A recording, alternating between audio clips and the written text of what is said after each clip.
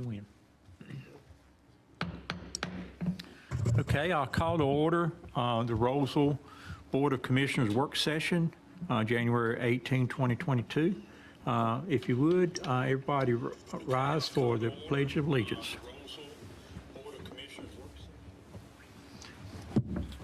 I pledge allegiance to the flag of the United States of America and to the republic for which it stands, one nation, under God, indivisible, with liberty and justice for all. Thank you very much. As you can see, Commissioner Sutton is not here tonight, but she has joined us online. So, hey, Sheila, hope you're doing good there. She has some sickness in her family, and she didn't want to expose us to that. So, thank you for joining us, Sheila, and thank you for looking out for us both. So, thank you for that. Can you hear and speak? Are you able? Yes. Okay, good. I can hear. Can you all hear me? Yeah, great. Okay, perfect. Well, thank you. Thanks. And Commissioner Medley is coming in, so welcome, and we will get started. We got quite a few items on the agenda tonight, and we will start with item number 3. I think, Lisa, you up to present that. So diversity, equality, inclusion policy amendment to the Roseville personnel policy. So thank you, and looking forward to hearing from that. Good evening, Mayor, Commissioners. As you all know, there are 3 recommendations that came out of the 2020 organizational assessment.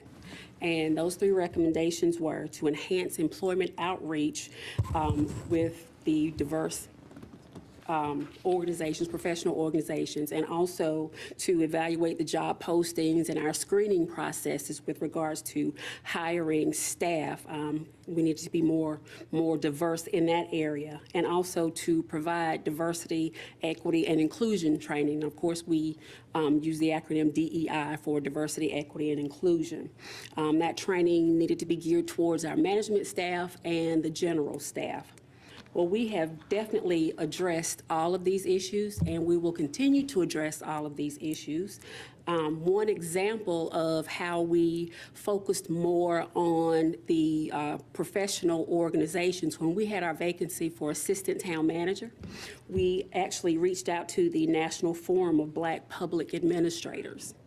We also reached out to North Carolina Central University. We reached out to North Carolina A&T University just to make sure that they all knew that we had that vacancy, and we invited anybody and everybody that they could think of that they could forward it to apply.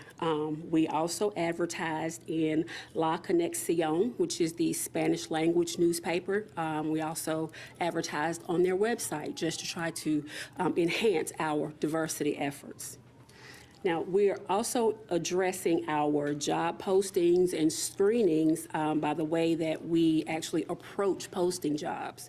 We try to use as much inclusive language as we possibly can now. And also, we make sure that our interview panels are represented female, male, black, white. We try to make sure there's a good mixture. That way we can get input from all different types of people, because there may be something that one person missed. There may be something that one person could relate to and explain, whereas other members of the panel may not. So we definitely take that very, very seriously. And also, I'm going to be introducing a form that each hiring manager is going to have to complete. And that form is going to have to indicate why any given candidate was not selected. That's not only to try to eliminate any bias there, but it's also to help us, help HR to try to figure out what could we have done differently. Do we need to increase our efforts with this particular population? We just need to find out how we can be better, and I think that form will help. Also, we have completed DEI training with the police department, completed that about a week and a half ago, and we're going to be scheduling the same training for all of the rest of the staff and for you all. We're going to be trying to get that rolled out as soon as we possibly can. And also, I'm going to be seeking certification in DEI. That way, that will enhance my credentials and hopefully enable me to conduct more extensive training in the realm of DEI. Good for you. Thank you. I have reached out to some of our neighboring municipalities to find out what they're doing with regards to DEI, and they're all over the place. The town of Apex, they are currently recruiting for a DEI director, and I participated in their assessment center last week, and that was very interesting for me. When it comes to the road that I want to take for my diversity certification. I spoke to the town of Wake Forest. They don't have a position that's dedicated specifically to DEI, but they are committing to annual DEI training. They said that maybe a position would be something that they could look at further down the road that would be dedicated specifically to DEI. And I also talked to the town of Zebulon. They don't have any type of training or they don't have a position, but they want to do training. And in fact, when I told her what we were doing here in Roseville, she asked if I would share my PowerPoint presentation. So I made sure they had that presentation just as a starting point. Maybe they could tweak it to fit their organization. Just so you all know, the concept of diversity, equity, and inclusion, it's not just a fad, or something that's gonna go away. It's here to stay, and we actually need to embrace it as a staple of the way we do business here in Roseville. It's not only going to enhance the experience that our employees have as they come to work every day, but it's also going to enhance the level of service that we as employees provide to the citizens of Roseville. And I'm a strong believer that if we can take all of the creativity and all of the experiences and the positive attributes that every employee brings to work on a daily basis, then we can weave those attributes into this beautiful tapestry of support and acceptance, and we can hang that tapestry for all of the future employees, the current employees, the community partners, and just say, welcome to the town of Roseville. And I think a DEI policy is a starting point. It's a very good starting point. It can't be a one and done type of thing. But I think if we have something in writing, something that's there for everybody to see, then that's like a guide for us to go about conducting business, a guide for us to go about interacting in a positive way with employees, with vendors, with community partners. So hence, that's the request in the resolution for the adoption of the amendment to the personnel policy to include the DEI policy. Well, ma'am, first of all, I just want to tell you publicly, thank you for what you're doing. You are setting the example, meaning that Roseville is, we're looking at you as the trailblazer, because now you have other cities asking about what is it that we are doing here in Roseville. So thank you for doing that. You're welcome. You're welcome. Does anybody have any questions about the proposed policy or the future direction that we'd like to go? Or do you have any input? Where would you like us to go? I'm excited to see what comes out of the training for everybody else. How did it go with the police department? Did you have any feedback on that? They were very receptive. They were very interactive. I tried to make sure that it wasn't a tense environment. It was an environment that invited people to share and be open, be honest about their feelings and experiences. So did a consultant come in and do that, or did you conduct that training? I did it. You did it. Very good. I thought it would be better coming from me initially. It's very, very basic training, but I thought that initial introduction to DEI should come from me. Very good. I'm excited about it. I'm excited to see, and I'm glad it's on an annual basis. So I think Yes. that's a great thing. Yes. Hey, is there a time frame when it will come around to us? No, it's up to you all, whenever you all are available. individually or as a group? as a group. Well, we need to work on that date then, Kelly, as soon as possible. What's the time frame? What's the duration? How long does it take, Lisa? It depends on how interactive everybody is. I think with the police department, it was maybe an hour and 15 minutes. Oh, that's not bad. No. I thought like, 3 times a week for. Oh, no, something no, like that. no. Okay. Very good. So we could probably schedule about an hour and a half at some point in time. Absolutely. Probably the quicker. Well, I just the want to chime in. This is Commissioner Sutton. Just wanted to chime in and say, Lisa, great job.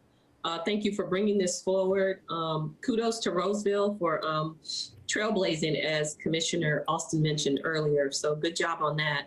I did want to just ask, is there a measure of success for this? Like, are you trying to reach a percentage goal each year, or have you set some measures in place for how we measure success on the training? Right now, I have identified some very basic key performance indicators. I've looked at the level of diversity within the current staff, and unfortunately, we're not very diverse. But I think with the things that we have in place with regards to recruitment and reaching out to the different professional organizations, I think we can attract a broader array of candidates to fill the vacancies that we have. And I think if we have a broader array, then of course we can select a more diverse pool of candidates. I think that'll help. That's the starting point. We can also look at the retention rate, look at the turnover rate, who's leaving, why are they leaving. But yes, we definitely have a very broad set of key performance indicators, and I plan to whittle that down as we move through the process. And thank you for that. And just to clarify, everyone is required to go through the training? All staff? It is mandatory, yes. Gotcha. Okay. Thank you so much. Thank you for your hard work on this as well. Oh, you're welcome. Mr. Mayor, will you entertain a motion? Yeah, first, I think Commissioner Sutton, will she be able to vote or not vote? I would recommend we put this on consent agenda for next meeting, Okay. in a business meeting, if you don't mind. Yeah, and I was going to ask Commissioner Sutton if she was okay, we could go ahead with the vote, or we can wait to the consent agenda. Either way would work fine. So the board, do you feel like we'll just put it on consent agenda? All have a our question. questions been So why answered? do we put it on the consent agenda and not make a motion tonight? You don't have to wait for me. I'm Yeah, fine. that's what I'm Mayor. saying. Why do that? Okay. So I hear the board prefers to move on to action, so I will entertain a motion. But I for will that. ask, one second, was there a reason why you wanted to put it on the consent agenda first? Typically, we don't take action in these work sessions. Okay. Yeah. All right. Typically, we've said that. This is just a pure work session. I Okay, did so we'll notice it wait. was somehow it was in the agenda to As to a take motion. action on it. Yeah. Lisa and I chatted about that today and said that it probably should have been consent agenda, but that's all right. If you're so inclined, you can. Right. Wait, does the attorney have anything to say on this? The board can choose to vote. However, with the participation of a remote commissioner, this is a remote electronic meeting, so any vote needs to confirm that Commissioner Sutton is present, and then any votes that we would take tonight have to be done by a roll call vote. Okay, so we're just saying that she's present, but she's not voting. No, she would be voting. she can She is vote. present for purposes of this meeting, both at quorum and for a vote result. Okay, so it would just be in a public meeting that whoever wasn't here could not vote? I'm just trying to recall, because I know there was a time when if you weren't at the meeting, there wasn't, Very beginning, when we Yeah. started this, it seems like. so I'm trying to figure out what that difference is right now. Correct. Is it because it's a So workshop? prior to COVID, there was a period of time where it was uncertain whether a commissioner who was not physically present could participate in the meeting. At the time that COVID was arising on our horizon, we adopted local procedures for remote participation using some guidance from other communities that had seen that as a potential emergency necessity. Following that adoption of an ordinance, the North Carolina General Assembly adopted statutory regulation for remote participation that goes ahead of our ordinance so that now we are governed, because we are under a state of emergency here in North Carolina, we have to, in this case, do everything by roll call vote, Okay. and also confirm at all times that Commissioner Sutton is here. And that's probably why the manager has suggested maybe we don't want to take any votes at this work session. Let's move on. I think we could, I think I'm entertaining a motion from Commissioner Austin. Is he going to read it? Go ahead. Yeah. Mr. Mayor, I make a motion to adopt the attached diversity, equity, and inclusion resolution and approve the attached policy. I second. Okay, good. Got a motion, a second, and I think it's going to require a roll call from the clerk. If you would call the roll and tablet the votes, please. Okay, this will be a roll call vote. We will begin with Commissioner Austin, Aye. Commissioner Medley, Aye. Commissioner Sneed, Aye. Commissioner Sutton, Aye. Commissioner Vilga. Aye. And that is unanimous. Thank you, Madam Clerk. Appreciate that. Motion carries. Thank you for all the hard work you do. I can tell you have a lot of passion for this, and it rubs off on the organization, I think. And you're a perfect person to do this, and with all the passion you have. And thank you very much for all that you have done and continue to do. You know, for the employees that works here, and really appreciate that. And for us as well Thank as you for your commissioners. support. Yeah. Thank you. Thank you so much, Lisa. Thank you. Thank you. Good job, good job. All right, let's move on. Item 4 is supplier diversity. Amy, I think you're going to present this.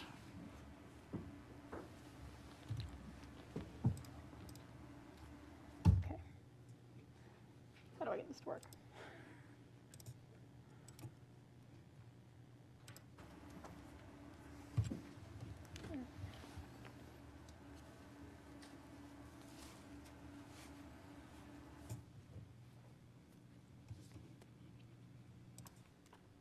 All right. Good evening, Mayor and Board of Commissioners. A good segue from that topic to this one, talking about diversity in an internal sense, and now we're going to move on and talk about diversity in terms of our external facing. These next 3 items are all mine. I'm going to try to go through them at a pretty quick, high level, because I know you have a long agenda. Please stop me at any time, and we can talk more in detail. First is this supplier diversity. Back in August, Tammy Kroom, who is our accounting technician, and myself attended an event, an business expo put on by the town of Wake Forest. The intent there was to match small businesses and minority and women-owned businesses with local government, well, actually just government purchasing offices. So it was a meet and greet type thing, expo, as well as some presentations. Presentations primarily we found most interesting were from the Department of Administration for the state of North Carolina. So we came out of that session kind of talking to each other and saying, you know, there's a couple of simple things that we could do here internally at the town of Roseville to increase our diversity of suppliers. At about the same time, we had some conversations with Commissioner Sutton, who had also expressed some interest in this topic.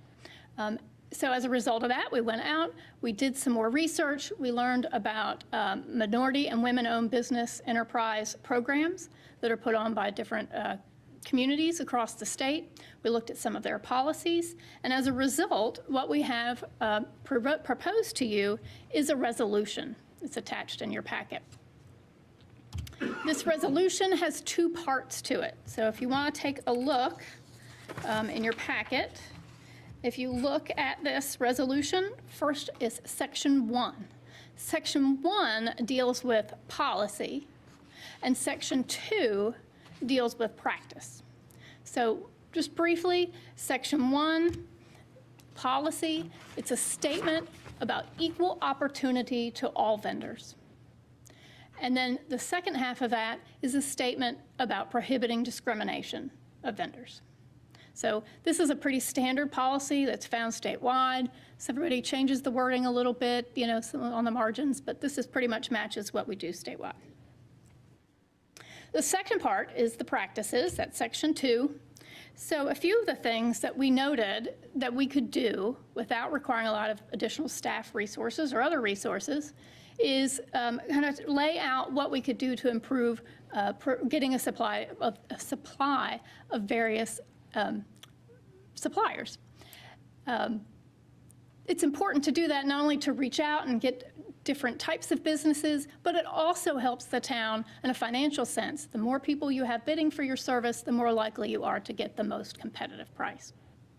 So some of the things we talked about was making sure that we use that Department of Administration and their websites. They have two. One is the Interactive Purchasing System, or IPS. And that's where a lot of places people go to put construction bids, things like that. But the one that we learned about that we hadn't been aware of before was this hub site, or historically underutilized businesses, or hub. And it's a place where it caters towards minority and women-owned businesses, where you can go post your RFPs, your RFQs, whatever you have, and it's catered towards certain businesses to give them a greater opportunity to know about what's available. So that was an easy thing. We thought if we put something on our website, then we would also make a practice of putting it on that hub site as well. The other thing that we have talked about doing was mimicking, actually we got this from the town of Wake Forest. They have a site on their website where people who are interested in doing business with the town can put their name and address and company in and a little bit about what the kind of business they have. And then when the town gets ready to send out solicitations, they have a ready list of people who might be available to bid on it. That came out of that expo we went to. We were approached by all kinds of small businesses who were trying to get their foot in the door and get going and get some additional business that we didn't even know they existed. So this is a good way to do that on a virtual day-to-day basis. And then the other thing we wanted to take a little bit more interest in is these state agencies, both the Department of Administration and the NCDOT, both of them, two different programs, but they each have a registration or a certification program for minority and women-owned businesses. So we wanted to try to start capturing that data, both from our existing vendors as well as our new vendors as they come on board, and ask them, do they have that certification? We'd like to know about it. Will help us eventually so we can start tracking and reporting out on the diversity of the vendors that we have. We'll take a little bit of time, especially trying to get our database caught up with the vendors we have now and finding out who has certifications. So it'll take us a few months to get up to speed. We're fully anticipate that by July 1 of this year, we should be ready to go to be able to start collecting some of that data. All right, I think that was it on this topic. Does anyone have? I do have a question because questions? with Hub, I'm certified with Hub myself.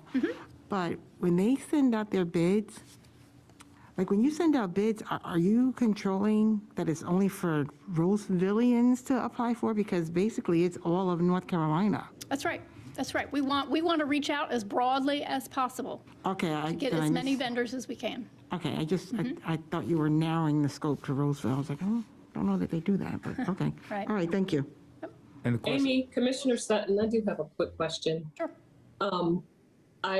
I appreciate and love this program, obviously. I appreciate us having it and seeing it, so good job, great job. I do question the 10%. It seems rather low, and I know it lines up with our state, but I'm wondering, did we do some research or check the data of other entities, either municipalities or even corporations on that 10%? So Commissioner Sutton, if you don't mind, can we put that question in the parking lot? Because that'll Sure. be the third item when we Sure. get to that one. No worries. Thank you. All right, thank you. Anything else on Any other this one? questions? Move on to the next item. Yep, okay, the next one, electronic advertisement of bids. So procurement for the town of Roseville has to follow state statutes at a minimum. And if it's federal money, then you have to follow state and federal requirements for acquiring goods. So state statutes require that all bids in the formal bidding range, right? So these are usually very high dollar purchases, but formal bids have to be placed, those advertisements have to be placed in a newspaper with local circulation.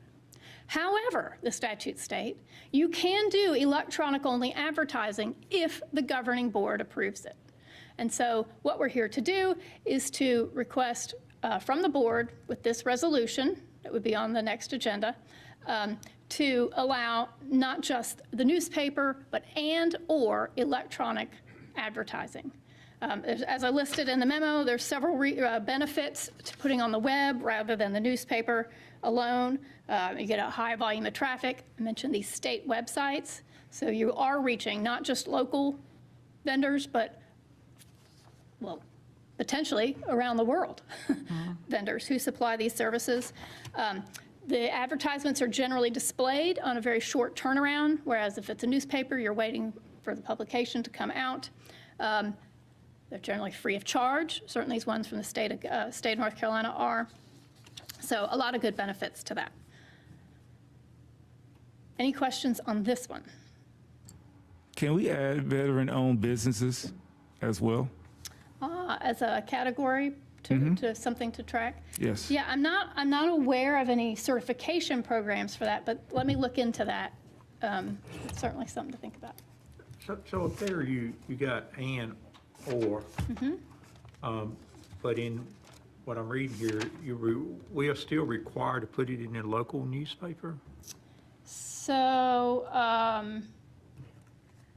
not, if you approve the proposed resolution, we would no longer be required to put it in the newspaper. So, state statutes wouldn't require us to then? That's correct. The General Assembly allows a governing body to opt out of the newspaper provision if the board has approved website only. So some communities are, the default rule is newspaper, and then you can go to a both, or you can go to an or structure. Good. And without belaboring the point, but one of the reasons to do this is, for example, if you're responding to, say, a FEMA type emergency, right? A hurricane or tornado come through and we're expecting FEMA reimbursement. The federal standard for procurement is you have to follow the most restrictive rule. And so, for instance, in that kind of situation, we may not want to wait very long to post an advertisement and then wait for the responses, right? We might want to be working on a much more instantaneous basis. And so by having this provision, it allows us to do that electronic only to speed up some of that procurement, which we might need in certain situations. Okay, last item is business participation goals. So again, North Carolina general statutes govern how we procure goods and services. And when it comes to building, construction, and repair, the statutes require that the public agency have an identified participation goal for hub businesses. Now, we've not had this issue to deal with before because the town's not really built any facilities, but we've got two upcoming, one I believe you'll be getting an update on tonight, Public Works Facility and the Community Center. So rather than having you set a goal separately for each of these projects, what we're proposing with this resolution is it would set a goal for all building and construction projects from here forward, so we wouldn't have to keep coming to you to ask the question. So that this sets out the goal of 10%. So now I believe now we can turn to Commissioner Sutton's question about the 10%. And so as you stated, that is the state's own goal internally in terms of when they go out to have construction projects, that is what they set as their goal. It is a goal, it is not a requirement. So if somebody doesn't meet that goal, either in what their outreach or prospective sub-bidders are, that is not grounds to disqualify, right? Just because they haven't met the goal. You still retain that the award goes to the lowest responsive bidder. Now, however, if the bidder does not submit any paperwork, right? And we have no idea if they even tried to contact any hub businesses. That then is grounds to reject their bid. Okay? So it's not a requirement, but it is, they need to try to do something and then document that they did so. Okay, so Commissioner Sutton, yes, the 10% really did essentially come straight from the state of North Carolina's percentage. And as far as what's typical, I would have to do a little bit more research, see if I can find some other communities for us to compare against. Thank you, Amy. This is Commissioner Sutton again. Thank you for sharing that. I do stress that 10% does seem low, and I did notice that Raleigh's is 15%.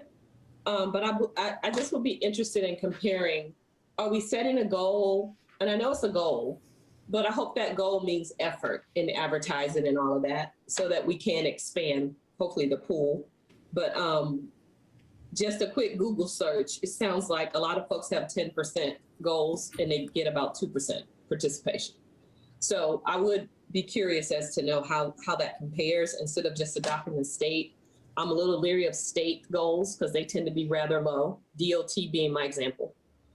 So I just want to make sure that we're doing something that's realistic and not a standard that has been set in place maybe since 1965. That's my concern. Okay, that's fine. I'm happy to go and do some more research and see what else we can find. Awesome, thank you.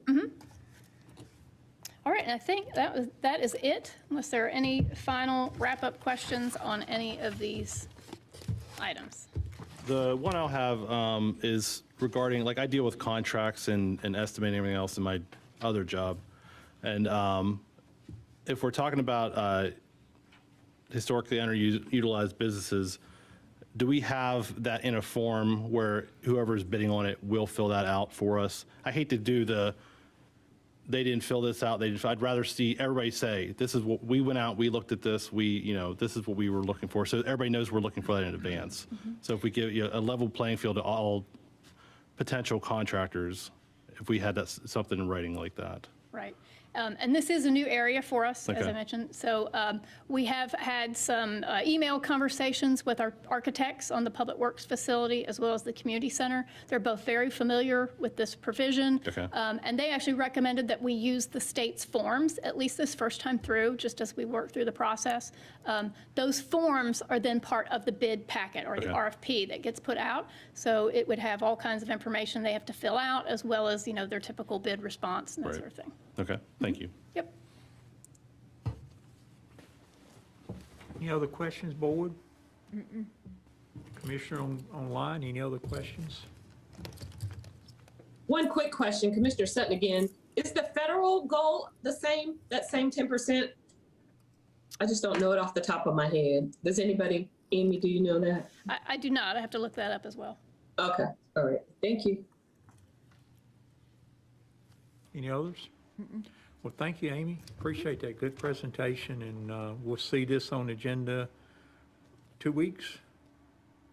That's right. And if you would, just follow up on those questions, and we'll be good to go, I think. Actually, there will be an opportunity, thank you, because in 2 weeks, the hub participation goal, according to statute, it does require a public hearing. So we will have that public hearing on the next Okay. agenda. And that's the one that could change That's right. based on your research? That's right. Okay. And we would do it in a format so that if you wanted to amend the resolution and change the goal, you could do that night. Great.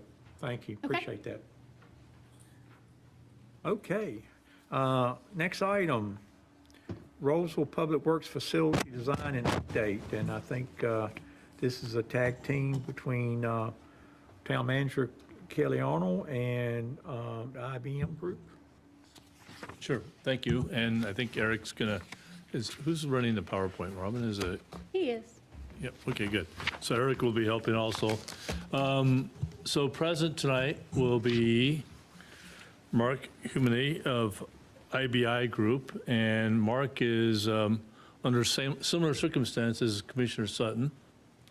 So he requested to be virtual, and I think he is in the room. Mark, are you present? I am. Thank you, Kelly. Good, thank you. So let me do the introductions real fast. So tonight, we wanted to get in front of you our work that we've been conducting over the last 6 months on designing and moving towards ultimately a new public works facility on the land that you purchased from DOT on Young Street. This is the 15.25 acres that was purchased back in May of 26 of 2021. And again, just to remind you, you paid $417,000 for that land. And the intent was to move Public Works to this property after we did a year's worth of feasibility and looking at whether that site made sense for this. And we did come to the conclusion it did, and that's why we purchased property. So now we've gone into what I consider kind of the 30% design phase. Mark might qualify that differently, but we've really done a lot of good work on it. Isaac Pullman is in the audience tonight also. Isaac is your Public Works Superintendent and can answer any questions we have as far as current operations. But I think after tonight, we're hoping that you give us the approval to move forward if you approve the zoning and the annexation at your next meeting, February 1st, to continue with the effort on the design and then getting this out, and Mark will go through that a little bit more. So Mark, if you're available and ready, and we're getting your PowerPoint up. Great timing. So go for it, Mark. Great timing. The program just crashed. If you would just bear with me 1 second, and let me see if I can open that back up. Anyway, thank you, Kelly. And on behalf of IBI Group Architects and Engineers and Withers Ravenel, our civil engineering consultant, we're really excited to share with you your new town public works facility, the current design status. We are, in fact, concluding schematic design. So as soon as this thing pops up, I will give you a little bit better graphics to look at. But the current status is we're nearing completion on the annexation and zoning effort right now, nearly complete on that. Let me see if I can instead share the PowerPoint version of this, since, the Adobe version of this. I'm not sure why that's having that problem. Is it the same PowerPoint presentation that's in the packet? It sure is, if Amy, you wouldn't mind. Robin, can you just present that for us here? I think I need to reshare with Reconnect, but if you would bring that up, Robin. In the meantime, I will attempt to make my connection again.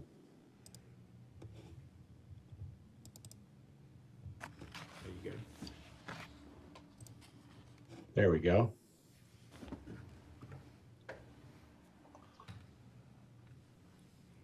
Mark, I think you can. I think we're live, and you can just say next, and we can do it that way. How's that? Next slide. All right. So again, the current status is that we are again nearing completion on the annexation and the zoning process. We're completing the schematic design phase. In fact, that's what we're presenting to you now. We've obtained a professional cost estimate at the end of last year. This is a cost estimator that we've worked with for over 10 years, comes out of the construction estimating business, has had his own consulting shop for about 20 years now. And we've built a project schedule in accordance with the town's needs for the facility. And tonight we're seeking approval to go from schematic design into the final design phase. Next, please. All right, so the property is just southeast of Main Street. It's nestled right up against the bypass on East Young. We right across the street from Cedar Lakes subdivision and next door to New Bethel Baptist. IBI Group and Withers Ravenel conducted a feasibility with the town early last year. We did a wetlands delineation. We did boundary surveys, topography surveys. Ultimately, we found that this piece of property worked very well for the town's needs for the new public works facility. The town then entered into a purchase agreement with DOT back in May of 21. This facility essentially relocates the current public works use off of Main Street and puts it in a much more appropriate location. There's no hazardous materials or toxic materials that would be held at this site or held or worked with or used in any way at this site. And we anticipate, based on the relatively small fleet that Public Works has, that this would generate minimal traffic at this area.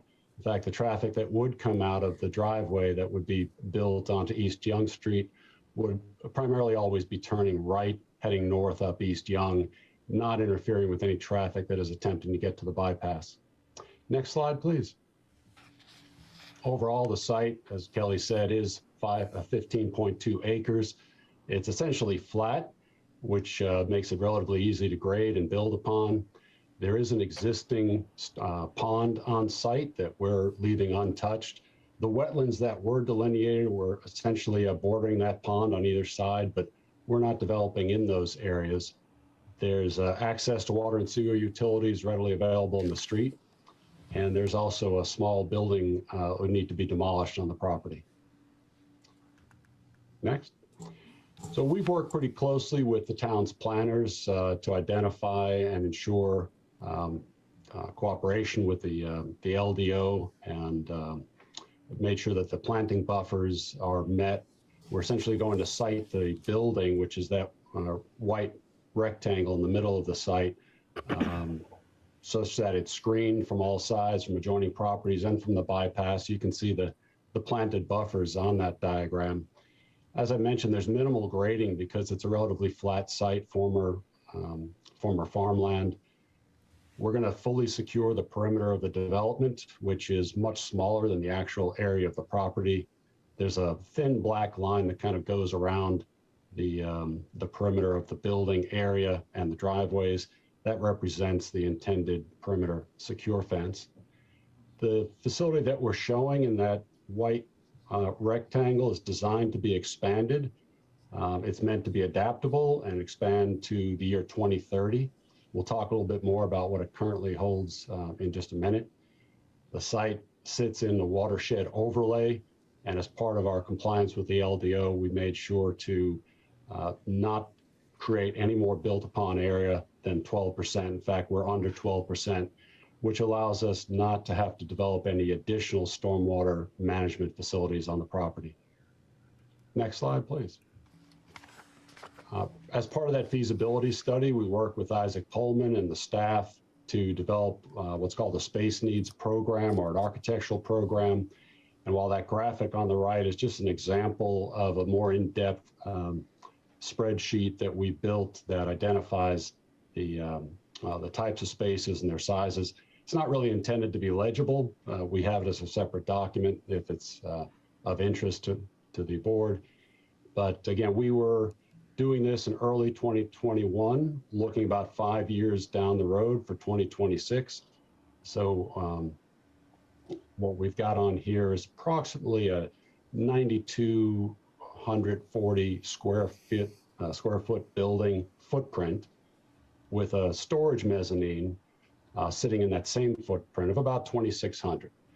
There's overall about 7 full-time staff in the facility is what it's designed for. That includes a superintendent's office. There's an open crew room. There's a couple of open cubicles for other field staff. Biggest part of the building is given over to equipment service and repair space for small engines, for vehicle service as well. There's a maintenance workshop in there to maintain the town's needs. There's also areas inside for indoor storage. That indoor storage could take the place of the storage units that are now being rented by the town. Next, please. As we look at the schematic design floor plan, on the right-hand side of the screen, that perimeter area with a darker outline, that represents the footprint of the building itself, the schematic plan of the building. And just to the right of that with the dashed line represents what might be an initial expansion for year 2030 and maybe beyond needs. The building, again, is meant to be expanded. It's designed that way for easy expansion. But in the within that footprint, what's in the lower left-hand corner is another rectangle. That would be office area.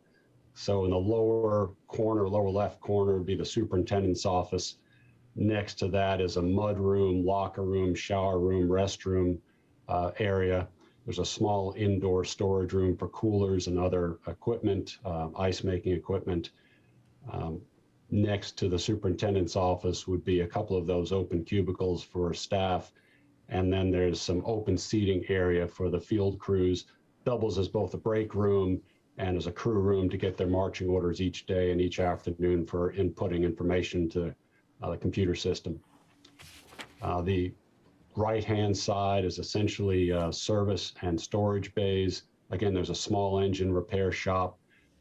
There is a vehicle service bay, a couple of bays dedicated to storage on the ground floor level. An area for your sweeper truck to be stored indoors, given that it contains water. We don't want that to freeze in winter weather. So there's an area to park that inside. And then upper left-hand corner of that plan is the facilities maintenance workshop. Sort of a combination carpentry shop, workshop, machine shop, anything that's necessary to maintain the town's facilities. Sitting on top of that office area, which we intend to isolate both physically and acoustically from the service and repair areas, is a concrete floor slab that acts like a lid, an acoustic lid, and that's the mezzanine. You're seeing that right next to the main floor plan. So up there, we would house the mechanical and electrical equipment that would serve this building, but that's also an area for additional storage. As I said, the town could take seasonal storage, holiday decorations, things like that out of any rented units and store it on that. Next slide. This image is what we call a building cross-section. So if we took a knife and just sliced it through the building, it shows that the repair bays and the storage area is essentially what we call high bay space. It's a double height space. And what you're seeing in the bottom of the left-hand area, that would be the office area down below and the mezzanine up above. So there'd be a single stair to gain access with a railing around the perimeter that's removable in some sections for forklift access. Next slide. All right, what we're anticipating, we kept the footprint very simple in geometry, essentially a rectangle, adaptable, expandable rectangle. We've tried to make this as efficient, as functional as we can. We're looking at this as a pre-engineered metal building, which again is probably the most cost-effective building that can be purchased and erected quickly. Those kinds of buildings come in a limited range of what they call standard colors. We always would advise going with darker colors for buildings of this nature because they're dealing with some dirt and grime, and they get a lot of age on them relatively quickly with the kinds of service and functions that they're being tasked with. And so just to try to keep the facade, any dark spots and dirt from showing up too much, we suggest among the standard colors, we stick to the darker ones. We're showing two different schemes here. I'll show you the next in just a second, but this one is a dark bronze color scheme. The outside is very simple, again, straightforward. There's not a whole lot of architectural embellishment, mostly because we're working within the, we're trying to work very carefully within the town's budget for this project, just keeping to the basics. The other color scheme is, next please, is a royal blue color scheme.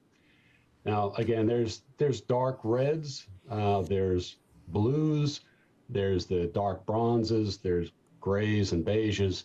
We've just tried to show you the same building, but just two different color schemes that with the group we're working with the town, we kind of narrowed it down to either the dark bronze or the royal blue. No cost difference whatsoever between the two.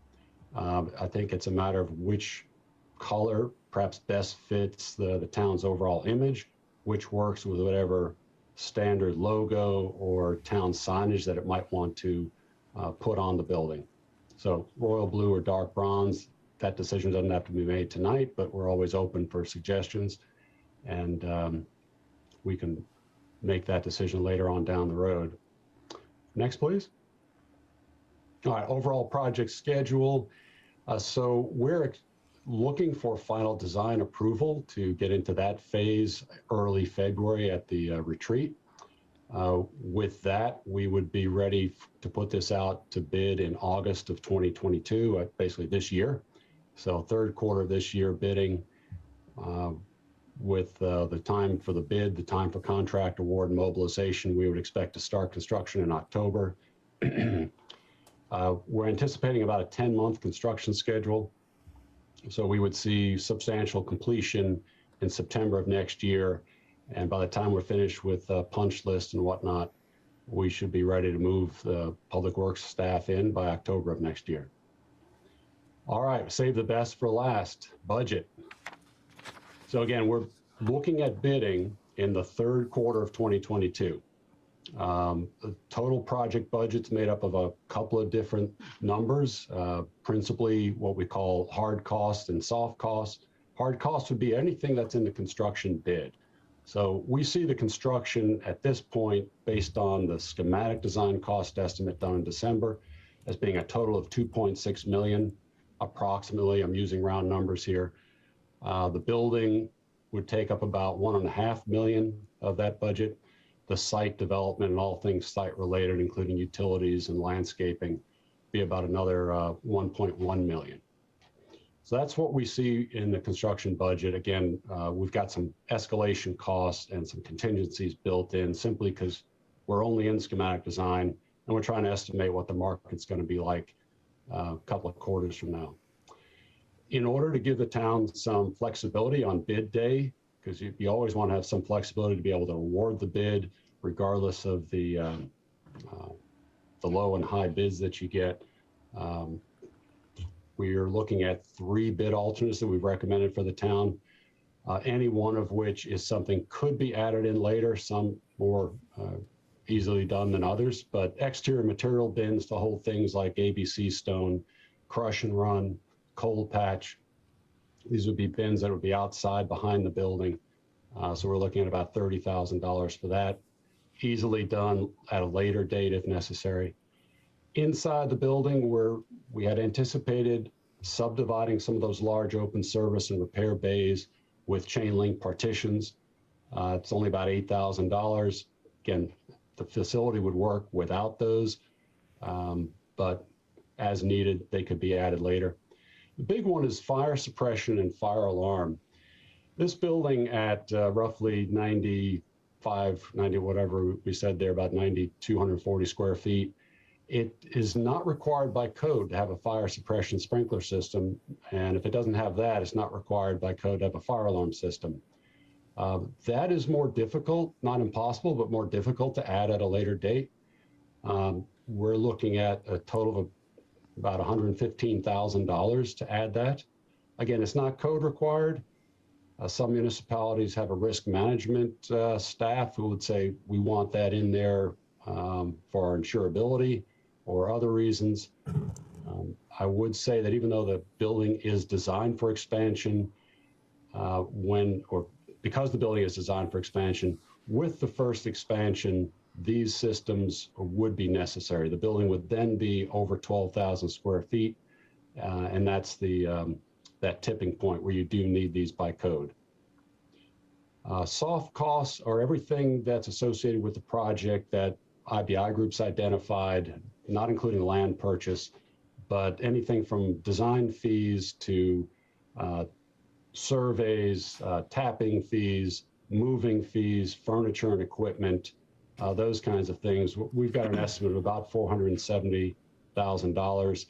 The total without those bid alternates is just over $3 million is where we're seeing it at this point. All right, I told you I saved the best for last. That was it. I'll open it up for questions. I do have 2 questions. The mezzanine, so which is the top portion of it, of the building, what is Yes. that going to be used for? It would be used for additional storage, as well as the mechanical and the electrical equipment that would actually serve this building. So think air conditioning units, hot water heaters, electrical utility panels and such. Those would be up there. That would take up only a small portion of the area, maybe 20% of that floor area. The rest could be used to store, well, anything that the town wishes to store, but there's been discussion about taking holiday decorations or anything that is currently being stored in rented storage units could be moved to this area. Is there that much, do we have that many items in storage currently? I would defer to Kelly or Eric or Isaac, if he's available, to talk about how much the quantity is. We rent two storage units right now. What size? What size? I don't know. 12 by 15 or thereabouts? No, I was just wondering, I thought it was a lot of space for storage, but I don't know what you store. But I was just curious because to heat, this is a metal building, correct? To heat and That's right. air, what is that going to look like in that type of a structure, 2 stories, that type of material? So that's what I was wondering. That's Sure, all. I'll let Mark answer, but You're asking, what does the equipment look like? No. no, how do you heat the mezzanine area as such? mean, like, This that is a very, seems- this is a very standard use over a office building to add the mezzanine. Do you want to explain how you heat the building? Is that what you're asking? Yeah, there would be an air handler sitting up there with ductwork that would distribute air through ductwork running up towards the rooftop. I just And- asked because it looks expensive. That was it. So you're fine. But I do have another question in regards to the fire suppression and fire alarm, where you said it's not mandatory. So Yes. what would be used in case there is a fire in there and you have staff in there? So why would it even? The building is non-combustible. All the construction is non-combustible throughout. We're talking about concrete and metal. There is plenty of exits, very easily access to exits. So there would be life safety systems for emergency lighting and such. So building, while if combustible materials were put into the building, that could catch on fire. But again, for life safety, the building is built to be non-combustible and with plenty of exits and easy access to those exits. I guess I just don't understand that, because if you don't know it's coming and you look up and you're not near an exit and you had no warning, you're saying there would be lights? What is it, the flashing Yes. lights? Not flashing, emergency lights. They wouldn't flash, they would just be on. There's exit lights. I mean, the building code in over the last 20 years has become very strict with regards to life safety, with regards to fire safety. If they, as a national, international code council, did not feel that a building of this type, of this size, could be safely occupied without such systems, believe me, they would never have allowed that in the code. Okay, thank you. And I'm not trying to go on record that IBI Group is recommending against fire suppression or fire alarm.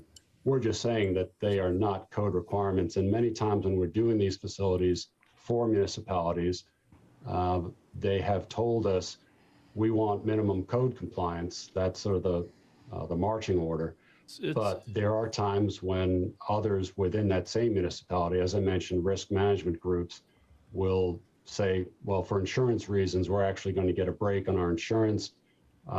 We want that in there regardless. I just think it's safer to have it, and I know it's expensive, but I think it's just safer to have it because you'll never know. There can be that one incident where something happens and somebody cannot get out of the building in time. That's what Mark said, and that's why it's in there. It's best practices. We're cognizant of pricing. We want to run it as an alternate and come back to you when that time comes and make that final decision. And also, as our city grows and we have room for expansion of that building, it's going to be code required to actually have it. So it's recommended that we go ahead and just do Probably it. cheaper to do it right now. Yes, sir. This is Commissioner Sutton. I have a question about the area, and I don't know who to address this to, if it's Mark or Kelly or one of the staff. We had talked about this area. Thank you, first of all, for this presentation. I appreciate it. But we had talked about the entrances from Young Street and the question about whether DOT was going to allow a certain entrance. And I just wanted to get an update on where we are on that. We have got an early agreement to have a shared driveway. So there's one driveway. By sharing, it would be shared perhaps on a temporary basis with a existing residential property just north of it. You can see that long extension from the driveway around the building all the way back out to East Young. And you said a temporary agreement, so DOT? No, that is an agreement, and Kelly was involved in the purchase. So it was purchased from DOT with the understanding that the purchase allows for that driveway onto East Young. Okay. So I know that there was some question though about the distance. So I just want to make sure that had been cleared up. Kelly, do you know what I'm referencing? I believe so. And yes, that driveway is an allowable use. So that's cleared up. Okay. Yes. Thank you. Just wanted to make sure. Yeah, Thank you both. And that was with full access too. Don't want that to question. Full access. Yeah, I That's mean, it right. was always allowed, but it was a question on was it limited or not. That's right. It's full But access. it's full. Yes, On how we could turn, whether they could turn. that's right. left- Yeah, Yes. Okay. Gotcha. Okay. Thank you. good question. Yeah, Any you other know, Public questions? Works. Any other questions from the board? I have one. You mentioned expansion, and it looks like expansion for the bays. I didn't hear, you may have mentioned, what about the staffing area? How much, I'm sure that organization is going to grow, so how much additional staffing can that building take to what we have today? As I mentioned, right now, it's the program for 2026 is for 7 staff, and this space as being designed can accommodate 14, so double that. And the plan is, you can actually see, if you look close enough, you can see 2 tables and chairs sitting in the upper section of the office area. So one of those tables and chairs would be a complete duplicate from what's actually necessary. And the expansion, that area there, where there's 2 tables and chairs. So again, currently this facility can accommodate double the staff of 7 up to 14, with the idea that those 14 would be primarily field staff. And looking beyond that, we can see that the office area would expand into what's currently shown as the workshop. And then the workshop would just move right along with the expansion areas. The service bays and storage bays would also move right. So that's how we intend to accommodate growth. We foresee stormwater personnel coming in the short order. And so Isaac was very clear to help us outline a path for growth. So and I know it's hard to put dates and numbers on it, so we should be able to comfortably grow in this building for 20, 25 years maybe, or something to that degree? We always do our best to look into the future and project that. And as good as we are at doing that over trying to do this kind of work for municipalities over the last 40 years, it's an educated guess. The town is really in the best position to understand its growth. We believe this building can comfortably accommodate you through 2030. Much beyond that, that's why we are making the building adaptable and expandable. Thank you. Do we have any ADA requirements for the mezzanine? No, not for a mezzanine of this size Okay. and use.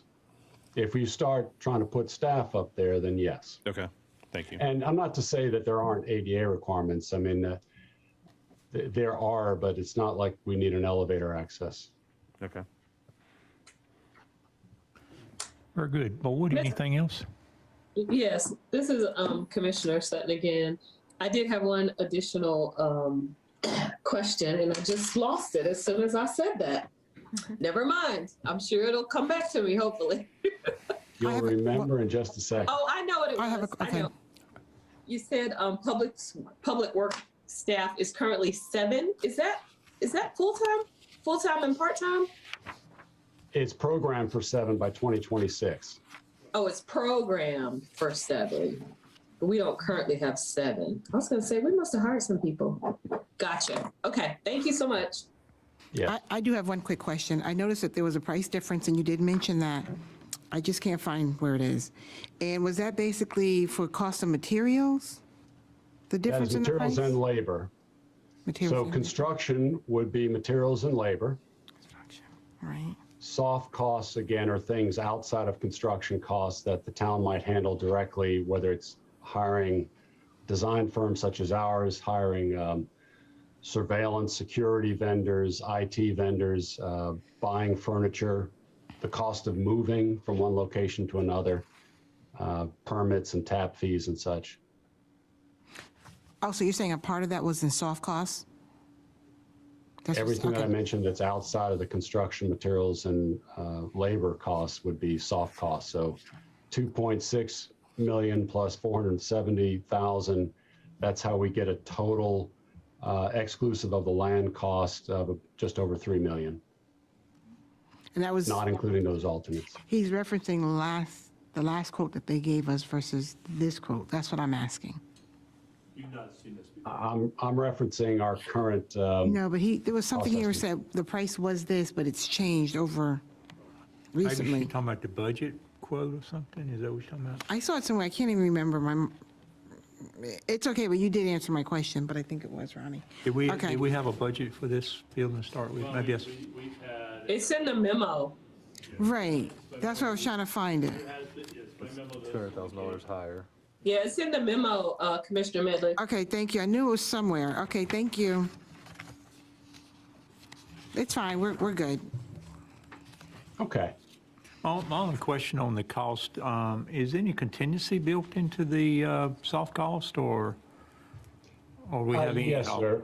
Well, there's contingency built into all these numbers, essentially 10%. 10%?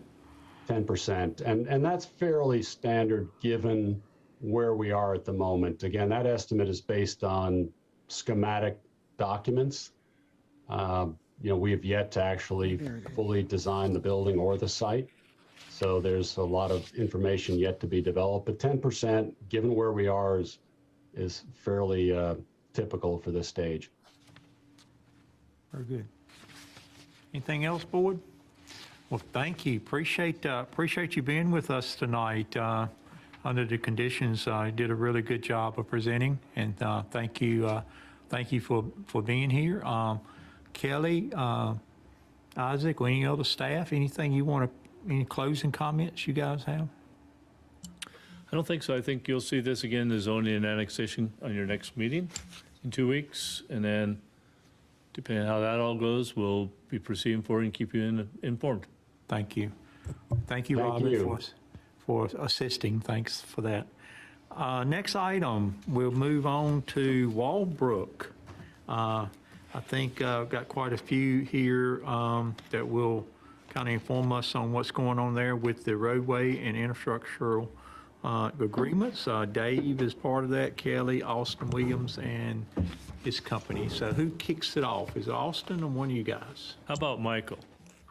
Michael? Yep, Michael was the author of this. He's been working really closely with all of us, and he authored the cover memo, and I thought he'd be perfect to kind of start it. He'll turn it over to Dave to go through the agreements a little bit, and then we'll see where you are after that. It's fine with me. Take it over, Michael. No slides tonight, just me. Yeah, good evening, everyone. I'll just provide a brief introduction, and then we'll ask our town attorney to hop in. As the town's been working on this, the Main Street grant project, our LAP project, we're nearing final approval from the Department of Transportation and hope to receive that soon, and then plan to advertise the project, put it out for bid, and that bid advertisement is being prepared. And we are currently looking at hopefully a March, April date for that bid advertisement to go out. While we've been working through this, the developer of Walbrook, Crossland Southeast, has also been moving along with their project and firming up their plans and approaching plan review and approval process. So as you know, the Main Street Vision called out that Walbrook area as kind of a catalyst site, and in our as we thought about the Main Street project, and so the town and Crossland Southeast have been kind of coordinating efforts, working together. I would say, over 2 years now, at least, and we kind of came to the conclusion that, as Walbrook was going to come online and this grant project was going to come online, it made sense to kind of take advantage of sort of efficiencies of scale. We talked about it being mutually beneficial just to do this as one project. We're going to be working on Main Street from Burlington Mills Road north. The Walbrook project there is right there at Burlington Mills and a little bit south. So we wanted to take advantage of efficiencies and continuity and kind of having these projects become one project under one contractor. And we both felt it was beneficial to do that. So tonight, in order to do that, we're proposing this, what we're calling an infrastructure improvement agreement. And I'll let our town attorney kind of talk more about that. But this is something that's needed as the town will be in charge of the project. And as we put the Walbrook improvements together with the town improvements, a reimbursement agreement is needed as we follow the federal guidelines under the Department of Transportation. So as we hire a contractor and and that work comes in, and we'll pay for that project, but also Walbrook is going to be contributing to that project. So Walbrook would pay the town for their portion of the project. But those funds would come through the town, from Walbrook through the town to the contractor. I think that's it for now. I don't know if we want to just talk about this first agreement, and then I'll talk a little bit about kind of the second sort of part of the agenda item, if we want to do it that way, or.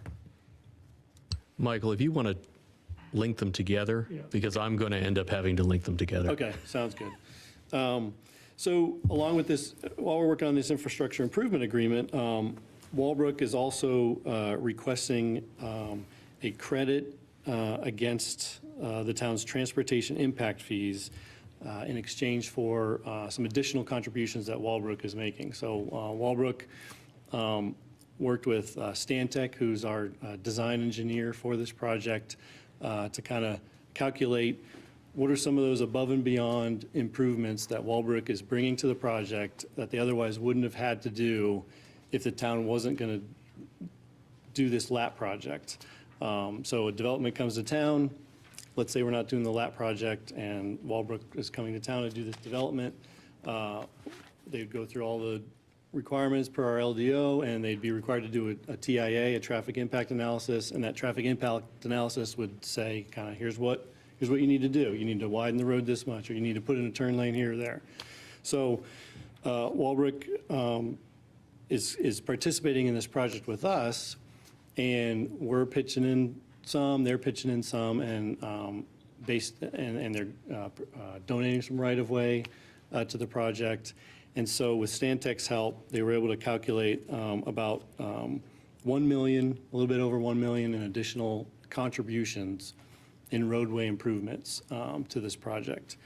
And so kind of part and parcel, along with this agreement, the infrastructure improvement agreement that I mentioned, Walbrook would like to also request a roadway reimbursement agreement where it lays out kind of those additional contributions and then the requests for approximately $481,000 in credit against the transportation impact fees that they would pay to the town. So as buildings would come online and you're applying for a building permit, let's say a medical office building or a grocery store, you come to the town to apply for, excuse me, the building permit.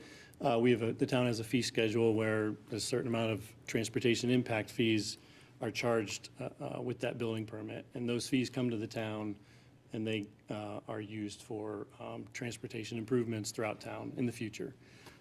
So that's what this would be. This request is a credit against what they would otherwise be paying in impact fees. Can I just ask you something real quick so I don't get too Yes. lost?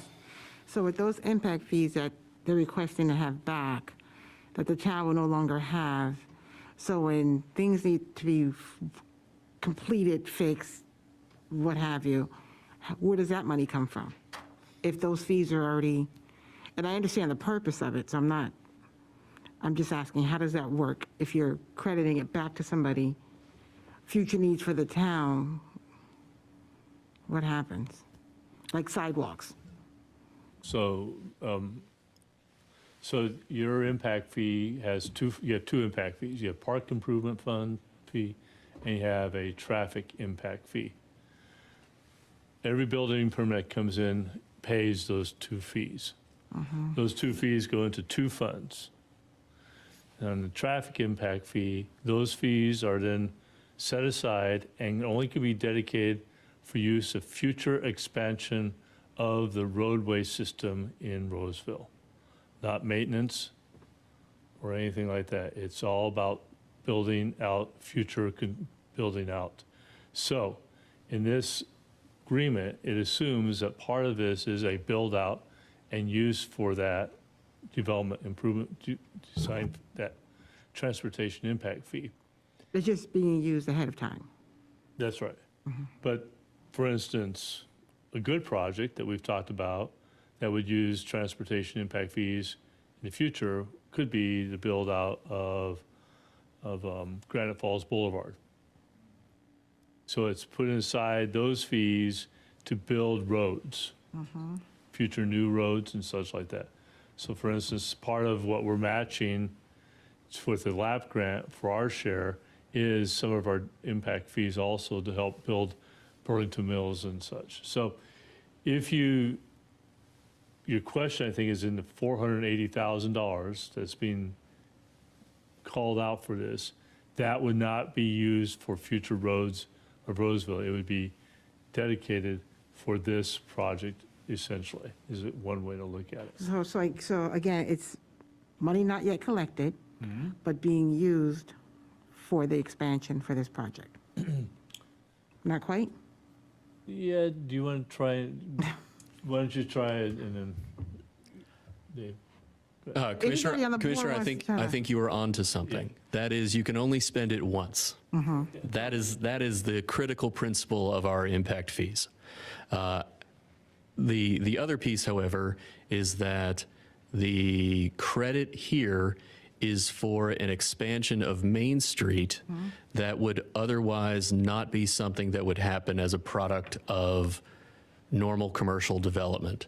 It's to expand Main Street to match up to the board's goals or policies of having that Main Street strip be as long as possible as a complete street. So if that's a policy goal for capital improvements, that then this becomes the sort of item that the board might choose to spend that money on. Does that make sense? But you are absolutely right. If you were hoping to spend it on a different capital project, it won't still be in the account. Okay. That's true. Yep. Thank you. Sounds good. Thank you. Anything else, Michael? Anything else you want to add? Nope, so this is just brought before the board tonight, and then, you know, if the board so chooses, it would have to go for consideration before a public hearing, and we can schedule that at a later date for I think 2 weeks. 2 weeks, yeah. So, you want to hear Dave's explanation, walk through? Sure. the rest of it? You up? As only as much as you want to hear. I'll refer to the two documents as the IIA and the RRA. The first one is somewhat unique. We are spending money to build out an extension to the lap design across the frontage of what will eventually be the Walbrook project, and that is something that the town has to handle and run as part of a single contract that is governed both at the state and federal levels. So on that piece of the project, because we are doing all of the work, the developer will reimburse us. Think about, that's the first piece. The second piece is the developer coming back to us and saying, hey, I gave you all of that money.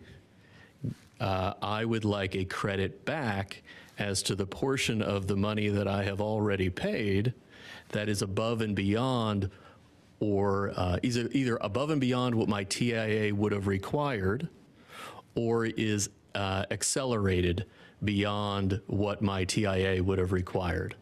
In the negotiations between staff and the developer, the town has reached an agreement, tentative, subject to your approval, such that while the developer has identified over $1 million worth of above and beyond, the town was able to conceptualize only that smaller amount as being what would be appropriate for a true reimbursement, because those monies would not even be spent by the developer in the future. So the two categories that you have there are primarily related to excess right-of-way acquisition. That needs to be done, that would otherwise never need to be done by the developer, or is related to excess amenities and enhancements along that area so that it matches the attractive look that we are shooting for the rest of the lap area.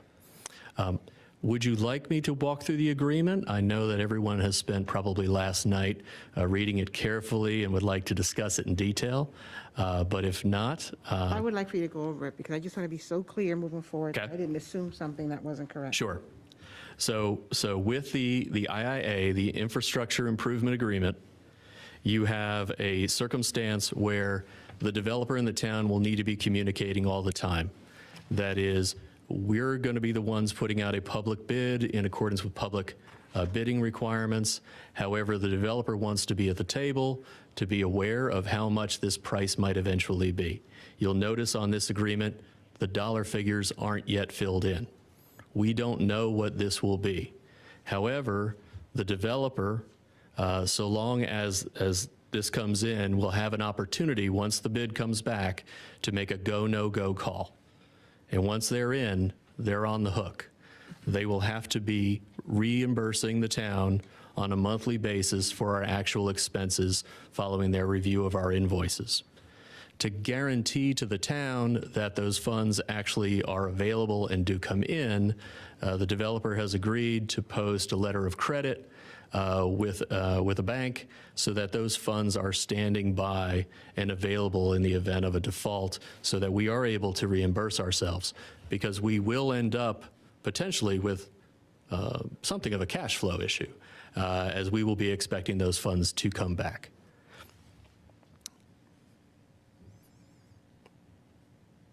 There is a provision that addresses change orders. We know that there will be changes, and we do not want that to be grounds for the agreement to obviously terminate.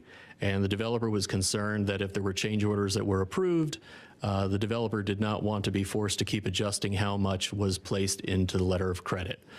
So long as those change orders do not increase the price by more than 10%, the original amount deposited would be deemed sufficient.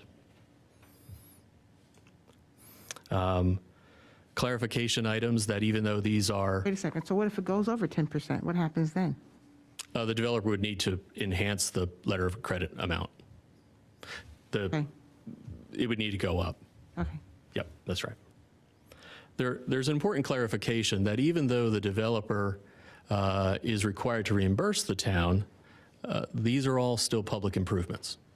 And that's a critical piece at many levels, but that is in there, and you'll notice that is provided. There is a fair amount in the final 4 or 5 paragraphs of what some might call legalese, lawyers might call boilerplate, relating to how we would resolve issues relating to public records law, any future amendment, the relationship of the parties, or an issue of non-performance. Fortunately, again, the performance by the developer on this part is guaranteed by the letter of credit.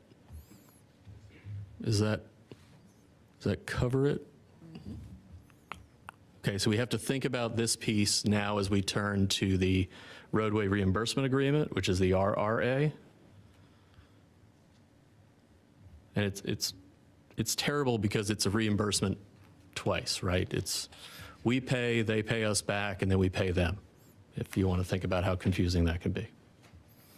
The Roadway Reimbursement Agreement is a fancy name for what is essentially a credit agreement. We have done these before here in town. We have an ordinance that provides for roadway reimbursement for roadways that have been constructed above and beyond what we would otherwise require because we are looking to gain efficiencies regarding capital improvements. So this is authorized at statute level as well as by our local ordinance, which the board adopted in 2020. So this Roadway Reimbursement Agreement, or RRA, tracks closely with the Kalis Falls Rolesville Road agreement that we had previously reviewed, or most of the commissioners had previously reviewed. Some were not yet on the board. And this is the one that provides both the developer's estimated value of what the developer claims is above and beyond, and then the credit, the gross credit that the town is willing to provide against that expenditure. So the way that will be reimbursed to the developer or to builders on the site will be in the same way we have used in the past. As an applicant comes forward with a request for a permit, they would otherwise be required to provide the Parks and Rec fee as well as the transportation impact fee. In those cases, our accounting folks would have that balance and would take that as a deduction against that balance each time. And so no funds would be due and owing on the transportation portion of that piece. And upon each delivery of a building permit, that balance would continue to decrease until it was exhausted. The town will track that declining balance, not the developer. And once it's gone, it's gone. It's first come, first serve, and the developer's on the hook for tracking the order in which that comes. The town would not get involved in that piece. And all credits need to be redeemed by December 31st, 2026, or those funds that we've earmarked for the credit would be released and would go back into the general transportation impact fee fund to be used for other things. Some more legalese and that sort of thing. I didn't mention timing. Timing on this one is a little bit different because the posting of the letter of credit on the IIA is already there to guarantee this. Once the letter of credit is posted, those fees would be available to the developer. Those credits would be available to the developer. That's a little bit different. Normally we require all of the roadway to have been constructed before we provide the credit. But in this case, we're the ones building the roadway. So if we're a little bit behind schedule, that's why we have the letter of credit there. So long as our eventual construction is guaranteed, that seemed to be a reasonable compromise with the developer. And that's what staff has been able to work out to this point. I expect these two agreements are close. They're in their final form substantially. Clearly, there are exhibits that are still required. And I did hear from the developers' lenders council, or I should say, the lenders council to the developer today regarding a request for a language tweak that we're discussing. But we'll have that worked out by the time this comes back to the board. Any input, Kelly? I see Austin is in the house. Anything you would care to contribute? I wouldn't mind just a couple quick. Come on up.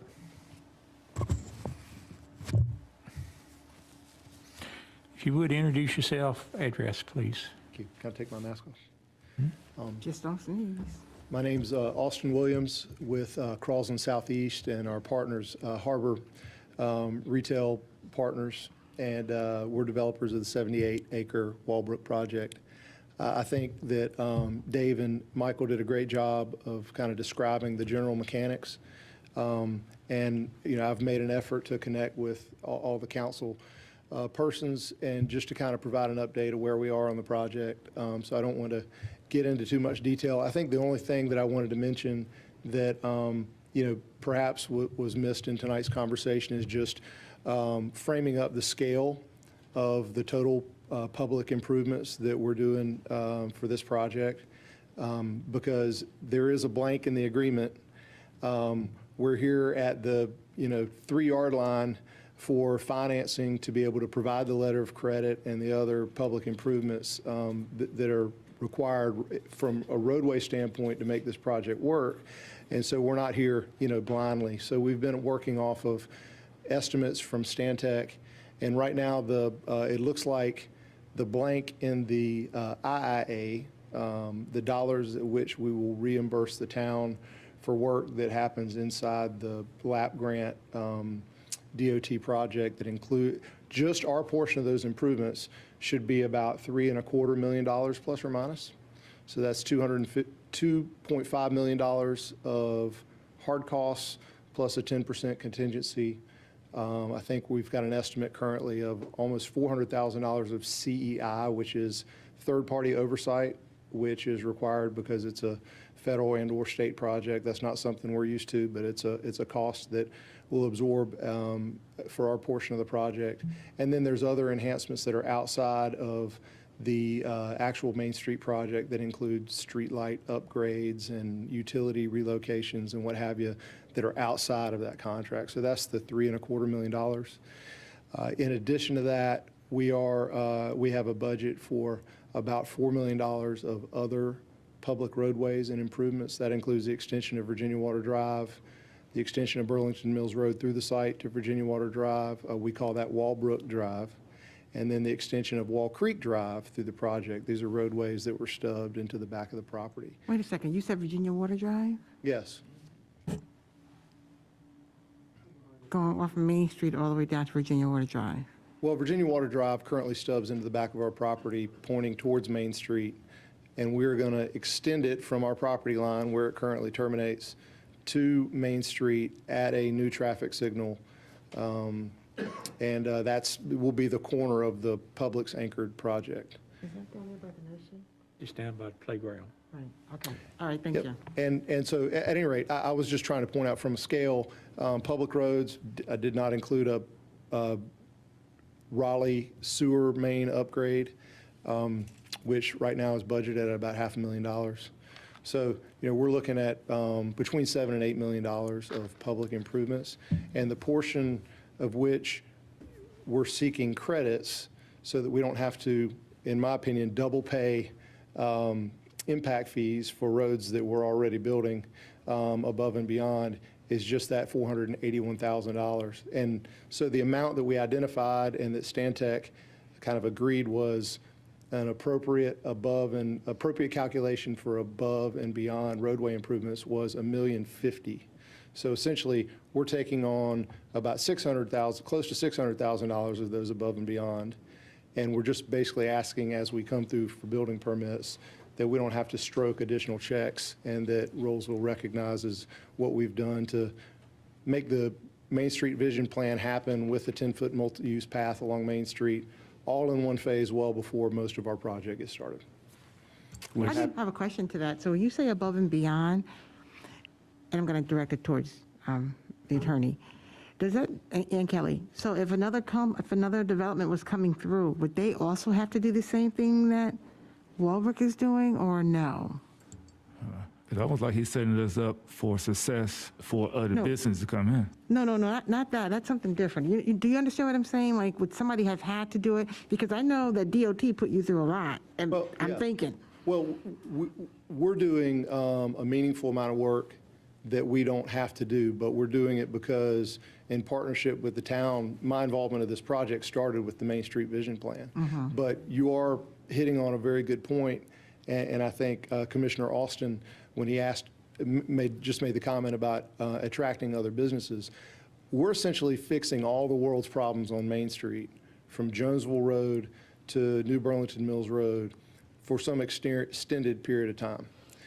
And what that means is when other projects come, like in the vacant land adjacent to Bojangles that we don't own, the land around Team Extreme that we don't own, it is highly unlikely that there will be any off-site roadway improvements required by DOT for those projects, because we're essentially overbuilding it now well before we actually generate any traffic on it. Those folks will be paying transportation impact fees accordance with the town's 2022 and beyond adopted schedule. So it's unlikely that there will be any lanes for them to build, any turning movements or intersections to improve. So I can't see anybody on that corridor coming through and asking for credits or even having to do any work, and they'll pay their fees. And that's probably how Granite Falls will be funded, is by projects that are, attracted to Main Street, paying those transportation impact fees. right, so I think that what Commissioner Austin was saying was an effect of what you all will be doing. But my question was, it makes your project that much better, so let me just say that as well. But I was just saying that maybe I shouldn't ask, but I'm going to ask, if you all weren't doing that, who would that fall on to bring these roads up to that level? Would it be the town? Depends. Or would it be piecemeal, like anybody else that comes in, they would have to do a piece and a It piece? could have been all those, or if we Okay. would have gotten out and got a next lap grant for that piece in advance of development, like we are now, and such. So it really, there's no concise answer I can give you. It all depends. So, okay, got you. So it's like a big thank you to you for like realizing the big scope of this project and bringing it all together. Oh my God. Well, that's what I want to say too. Like It's the biggest very thing, big- the big biggest thing thank we you. always hear is, why don't you build the roads first and then do this? Well, this is Right. one opportunity right here where we can build the road first. So that was my whole yeah. point in asking that Right. question, was that you didn't have to do it, but to bring that project together to make it to meet the expectations that you have, and that we definitely see the value in it for companies that will come in behind you. It's a great thing. It falls in line with our town motto, celebrating the past, embracing the future. So we finally got a developer that is going to be seeing the future with us, and actually is going to save other developers money, really. But that's not the part I'm sure that he wants to hear, I'm sure. Hey, it's price you pay for, being a pioneer.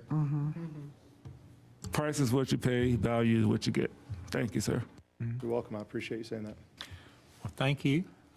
Any other questions from the board for any of the people who spoke? Thank you all, appreciate that. I would, just update for me, I think this is coming back first meeting in February, and for us to consider these two documents that Dave put together. Does they require public hearings? They do not require a public hearing. Okay, so we'll take it up as agenda item, and if, board reviews this between the meantime, if y'all have more questions, we can kind of follow up on there. Then, great presentation, I think we learned a lot on this. And any closing things, Kelly? No, just to close that February 1st meeting, So on that meeting is the annexation and the zoning, I believe, of the north properties. So that will be first. If you approve those, and these would follow that. And it is important that we get that done in that February because we are about ready to go to bid. And we want to make sure we understand the relationship before we go to bid. So One other But those question. would require public hearings, I think. those two, will, yes, the annexation and rezoning. Yeah. Go So ahead, Commissioner. What timeframe are we looking at to see a shovel in the ground? I mean, I know we're not there yet, but, Or for which project? The road or the? well, I guess not really the road, but yes, the road and, Road this summer, okay.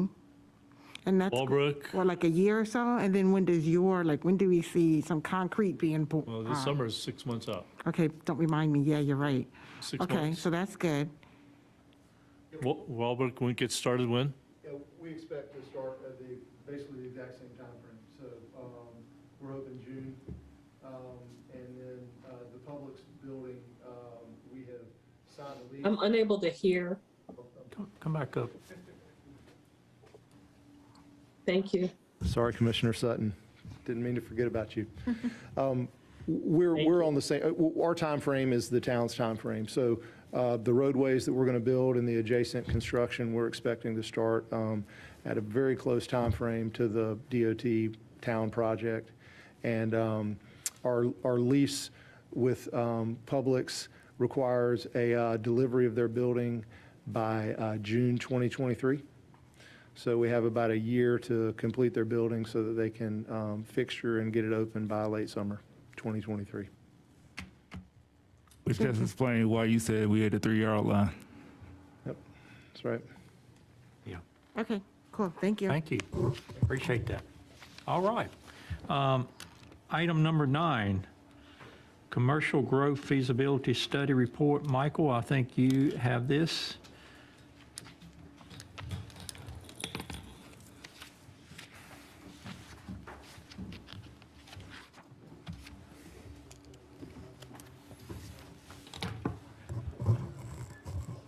I tell you, while you're getting set up, Michael, let's take, we've been going for an hour and 40 minutes here. Let's take a 5-minute break, commissioner break. And Michael, be prepared to start back, let's say at 7:50. Okay, thank you, appreciate that. Good. Hey, Ryan, you know what?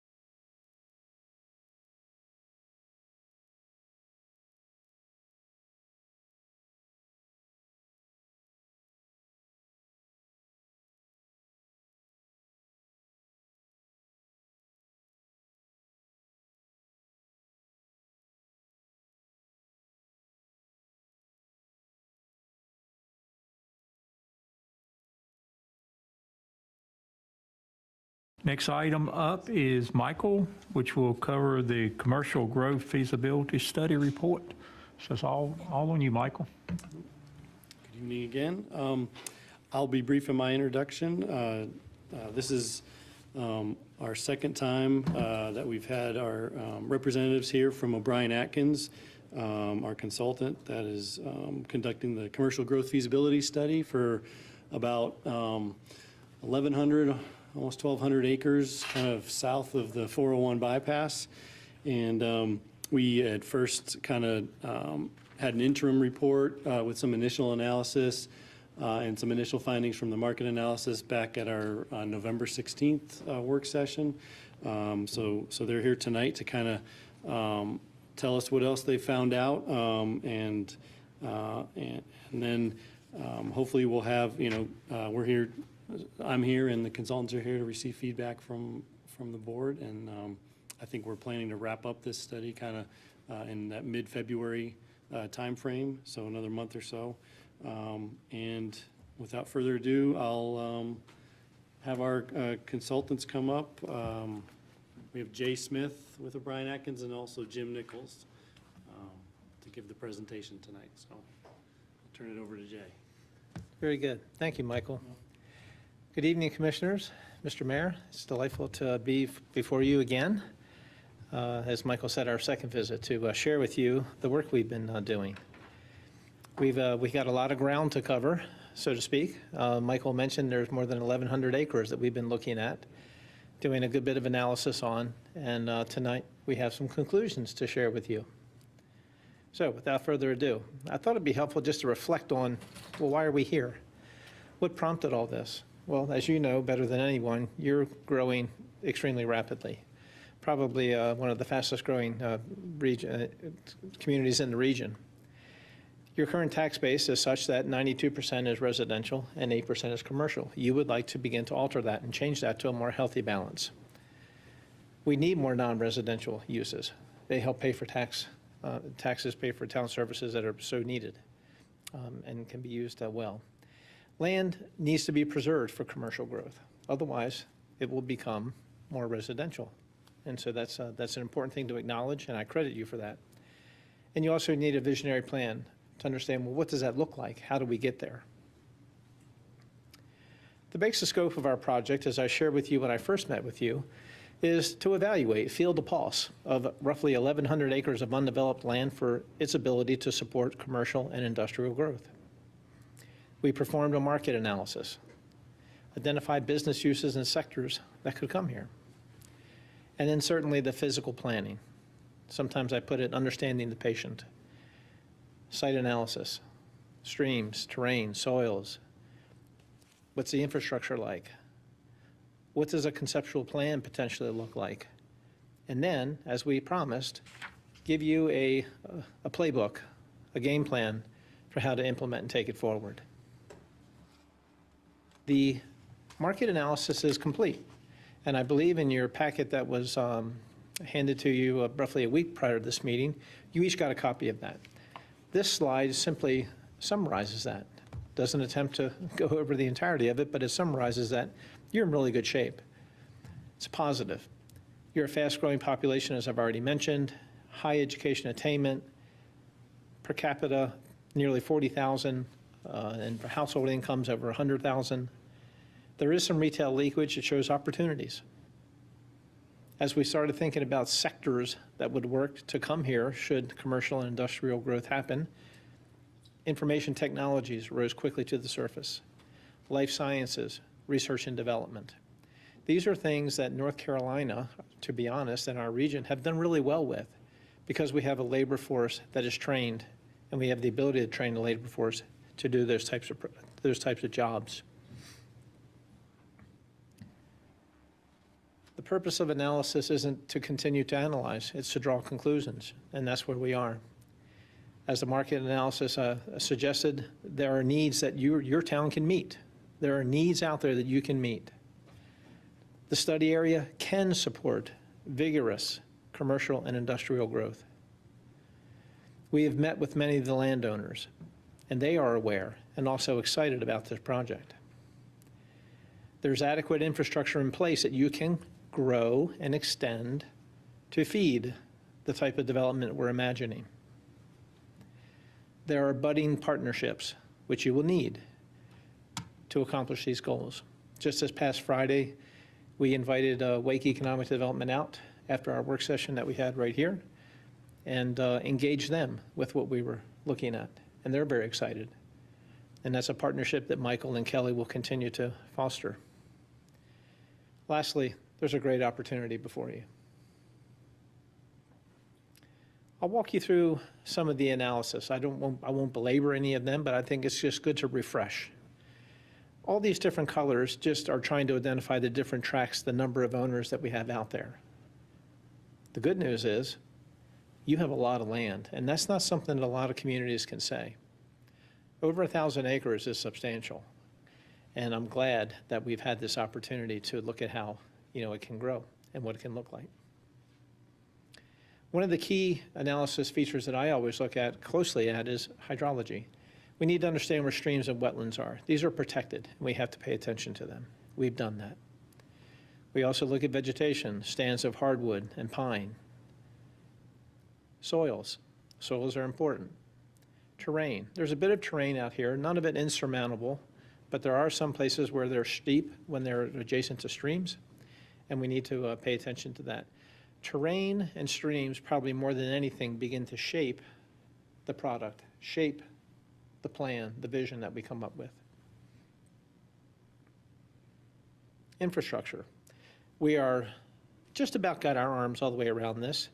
I apologize about the blue. The blue, which is the water, is a little difficult to see, and we can brighten that in our next slides. There's a healthy amount of existing potable water infrastructure out here. It will certainly need to be extended into these areas that are not developed, and in green you see the sewer. The sewer is also very important, and we've been coordinating with the City of Raleigh and understanding its capacities, and when we get around to documenting the final report, we'll explain what those are. Thus far, there are no red flags that we see.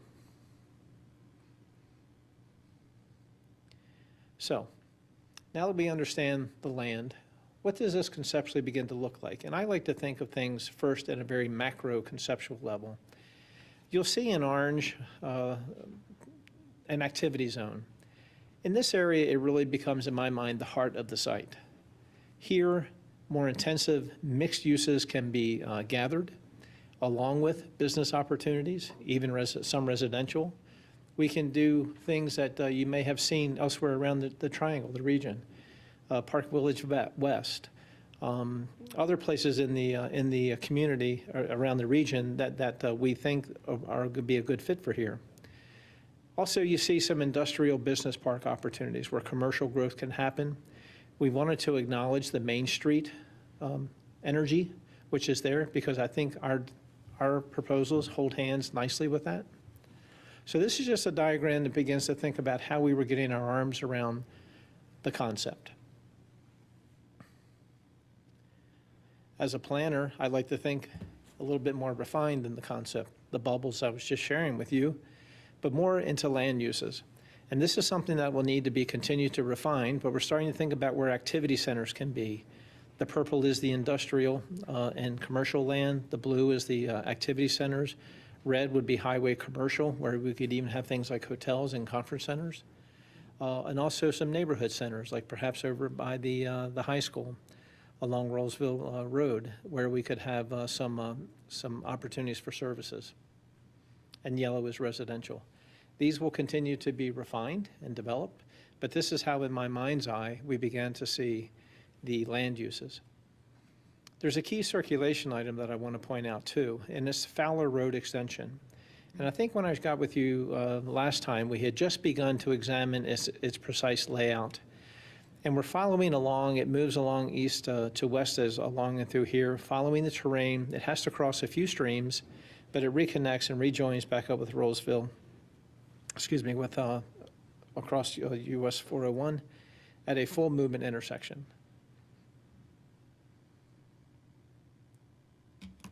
The next step that we took was not to so much pay attention to the existing parcels and property lines, but to see them in a new way. See this development, this piece of land in a new way, and that is with a road that I just described and some other roads, and how tracts of land could be then combined and developed to create, I'll call it a roster of sites. So when Michael and Kelly and their teams begin to think about prospects that would come and potentially consider sites here, you would say, I think you should look at site 10. I think it would fit your needs ideally. Or if you're looking for something in the neighborhood of 100 acres, maybe it's site 34. So we have purposely designed large sites, medium-sized sites, and small sites because we believe that's what you're going to need. So, and we also pay a lot of attention to streams, as I mentioned earlier. Sometimes these track lines and these new parcel lines will follow stream beds. So there you see we've divided it up into roughly 39 different tracts of land of varying sizes, as I mentioned. Here is the plan.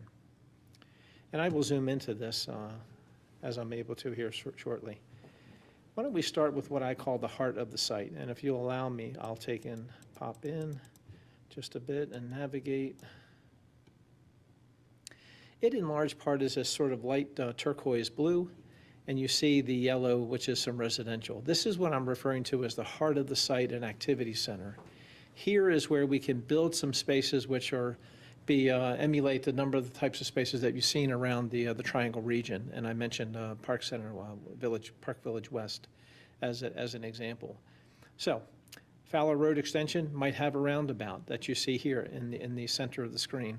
I'll even come in a little bit closer. Buildings flanking either side of some parking areas to make for a retail and shopping experience, as well as businesses. This could be a vertical mixed use. We could even have residential on the upper level parts of this space. Try to relegate some of the parking behind, some larger big box, medium-sized box, if you will, opportunities on either end, and then yet more of the same over here. We're keeping the church land intact. A road will sort of hug its southern border and reconnect over to the west. And then this could be a mixed use of mixed types of residential townhomes and apartments over on this side. We envision a very walkable community, also bikeable, so we have bike lanes and there would be travel lanes at this altitude, at this scale. Those aren't visible yet, but that is certainly intended as part of the proposal. A couple of hotels I think would be ideal here. I think this, in the heart of the site, I'll use that term again. The red here would be ideal places for a hotel to front its tower onto the highway. Maybe even there's a conference center piece with that. And again, also where we come off and just as we would head into Main Street, as we were hearing earlier, is an opportunity, I think, for another hotel over in this location over here. I'm going to take you up to one of the industrial and commercial areas. We have an existing connection with 401 bypass down here. Now, mind you, this is not a full movement interchange or an intersection, but a right in, right out, and a left over, as they call it. But that would be a road that would feed up into this portion of the site, which would provide opportunities for some fairly large, as you can see, industrial and commercial opportunities, some of them reaching up to 500,000 square feet. And sometimes I use the term in planning, it's an old expression, how many pounds fits in the bag? Well, each site can only hold so much, and we looked at opportunities, or we looked at ways in which we could maximize each track's potential. So this is just an illustration of how you could arrive at those sites where parking could lay and how a building could be sited. Are there a multitude of ways in which you could site a building on here? Absolutely. But this would give any prospect, any developer for that fact, at least an appreciation of what is that site capable of? What is possible? I'm going to move to the east here. Fowler Road that I was talking about. Oh, let me pause for a second here. There's a certain area just on the north side of 401 where it's a little bit of an island, so to speak. It's fed from, I apologize, I did not know the name of the existing housing development here, but it's intended to feed into this tract of land, and we're proposing that it do just that. That's the Carlton Point. Yes. So this roadway, which already stems nearly to the property line, I'm suggesting just continue. And I'm sure there's different ways of organizing this, but this is one of a few that would suggest that residential will continue to lay in that area there. I think that makes complete sense. So that, I don't mean to be the Yeah, exception. we would probably have to keep that low density because everything be going through that neighborhood. Yes. Be a lot of opposition if you try to do anything big there at all. I was inclined to agree. So we're just going to propose more of the same flavor, if you will, that would extend out in that area there. As we move to the east, and this is, I think, a really key or important part, you don't maybe know how fortunate you are to have sites with the shoulders that some of these sites have. They're pretty broad and they're expansive. So you can see some of these larger, while there are some smaller opportunities, some of these larger ones, 750,000 square foot opportunities, 800,000. I think even this one up here, this site off of Rolesville Road where Fowler Road would extend in, could even be upwards of 1 million square feet. There's not a whole lot of sites in Wake County that can say that. And when those types of prospects come, and Wake County Economic Development, as Michael pointed out to them, is keenly aware of this. And they are going to be keenly interested in this site, I can assure you. I think there's room for call it a village center on the front side here, next to, on Roseville Road, sort of catty-corner to the high school. And it would provide much-needed services and restaurant out parcels and so forth. All the people that will work in this place are also going to need a place to shop, need a place to eat, get coffee, and so forth. And that's why the village center, or excuse me, the activity center that I mentioned in all this light blue is so needed and important.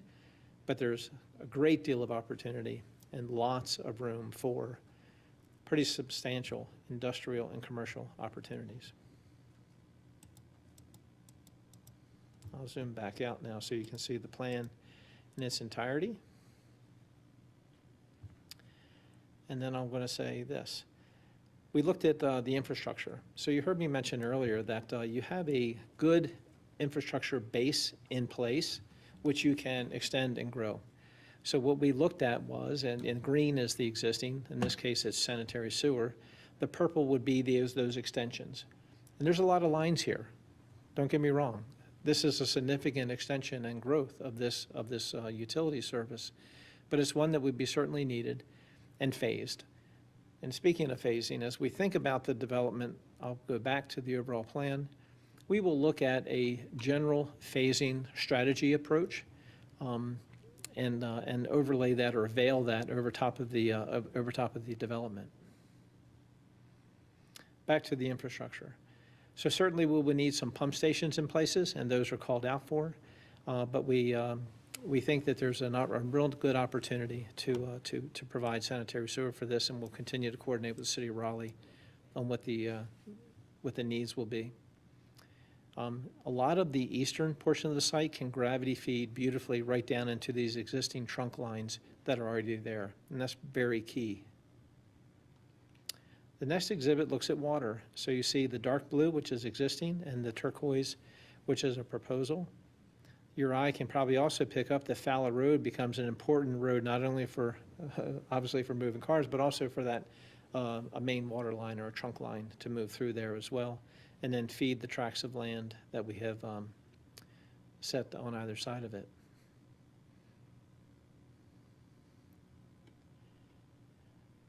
When the plan began to crystallize and come together, we sort of breathed some more life into it and brought it up into 3 dimensions. So here you see a view, let me pull back just a bit, from the north. Looking down, you'll recognize 401 as it's bending through here. This would be the eastern part of the site. Here you see a view from the south. You see 401 arcing through here, Fowler Road extension. You see some of those concentrations of development in the heart of the site that I was mentioning earlier.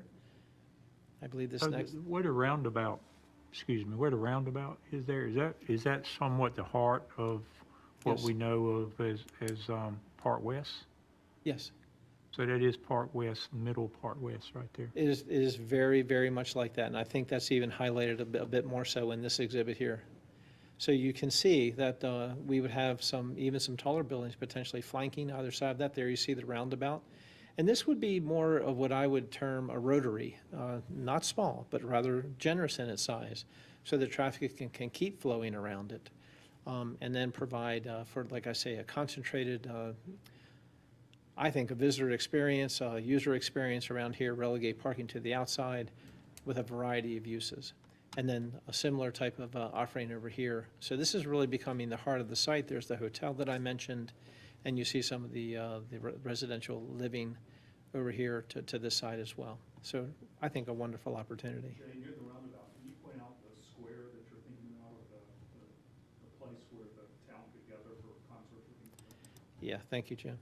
So I think this really becomes sort of, again, I'll use the term heart of the site again. This really becomes some of the village green, if you will, in this area here where I have the arrowhead, the cursor. I think there could be a bit of parking around that, but it would be a pedestrian-oriented experience all through here. Opportunity for gathering, concerts, and the like. And then sort of a main Broadway that would lead you down through here with lots of different shops, eating opportunities, and visitor experiences. Let's see, and I think there was one more view, and that was from the east. Pop back out again. There you, so yes, this is the eastern side of the site. You see some of these, I mentioned some really large possibilities, 700,000 million square feet potentially. These would be large footprinted. They wouldn't be necessarily very tall, but these would be potentially R&D prospects. These would be commercial, industrial users that I think would lay out very nicely on your site.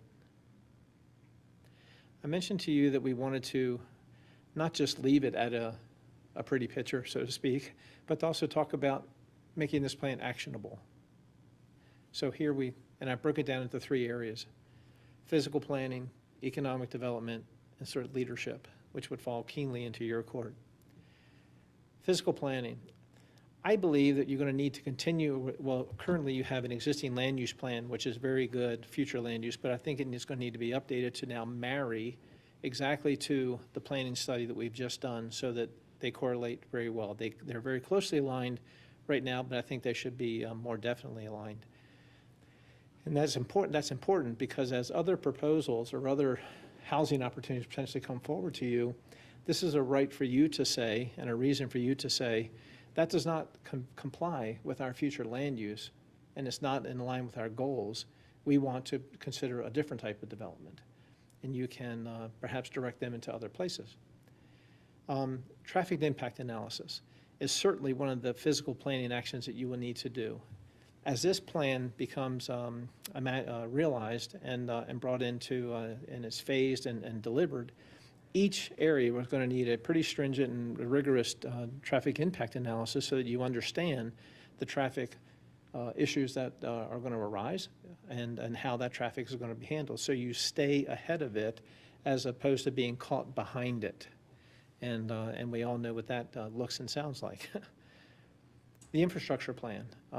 It's another one of those items that you have to stay out in front of. You were having a conversation earlier about the importance of roads. Very similar conversation here. Roads, water, sewer have to be out in front and precede the development. Rough order magnitude cost estimates so that you have a very high level understanding of what these costs are going to look like. How much is going to be developer borne? What is town borne? How can we get incentives? Those types of things all need to be examined. Develop text for the future land uses that I was talking to you earlier about, and then refine that zoning. On the economic development front, there's also, so in fact, I use that word front. There are multiple fronts that are going to need to be attended to, and they're not linear. They can be done simultaneously, and things can always be happening on different fronts at the same time. Prioritizing sites for certification. This is really key, and it's something Wake County already caught on to when we shared the plan with them last Friday. Having some of the larger key sites certified is one of the things that prospects look for. It's like getting a stamp of approval on a site that has been through the paces and it's been looked at and examined closely. Wake County has a program for this, the state has a program for this, and they can assist with it.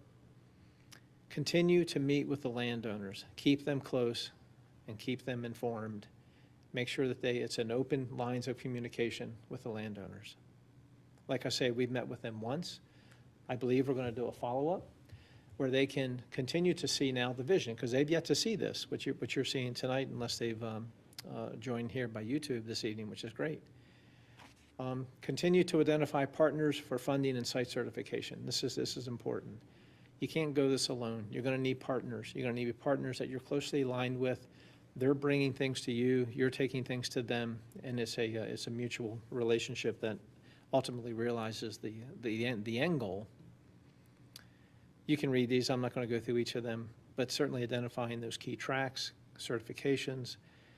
You have lots of opportunities for not-for-profits to help with options on sites if needed, craft incentives, and work closely with Wake County Economic Development. These guys are your allies. They will help market this place for you and with you. An important one here on action for a united leadership. We've heard this from some other communities, and in fact, we talked at length with Holly Springs and their leadership. One of the things that they told us was that they attribute to their success is they were always being goal-focused. And that goal, for the moment, meet how ink hit the page is grow commercial and industrial uses in Rolesville. Boom. That's the goal. You can craft that and refine that and wordsmith that, but whatever that turns out to be, it's got to be a united front. It's got to be something that everyone understands. That's the mantra. That's how we go forward. Everyone is on the same page and you have each other's backs. Stay close with the key landowners.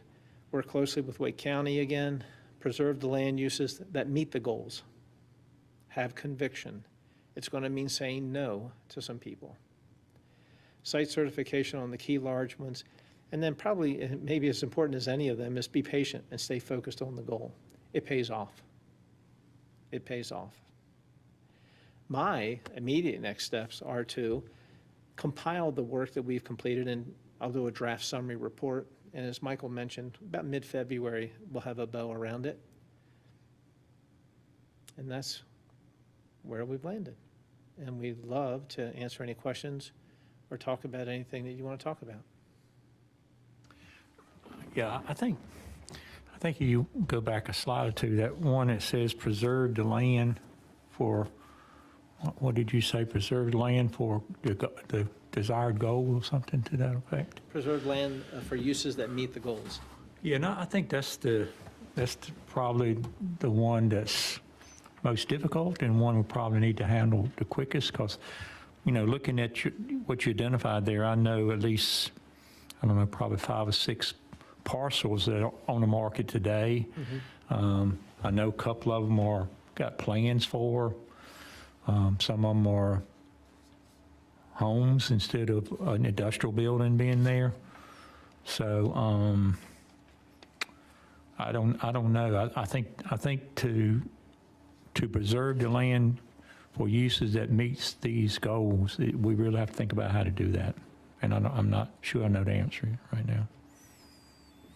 Yeah, no, it's going to be a challenge. I understand. Is it a challenge zoning-wise? I don't know. I don't know. The property owner? I don't know if we know how to. If they don't come in and ask for a particular zoning, we can't grant it. Well, I mean, we can't do it, I don't think. And I guess we can protect some of it in the comprehensive land use plan, probably. Yes. The town has the power to zone the land within the jurisdiction of the town, however the town wishes to zone the property. That's a power of the board. With conditions or? No, it would be a general zoning district.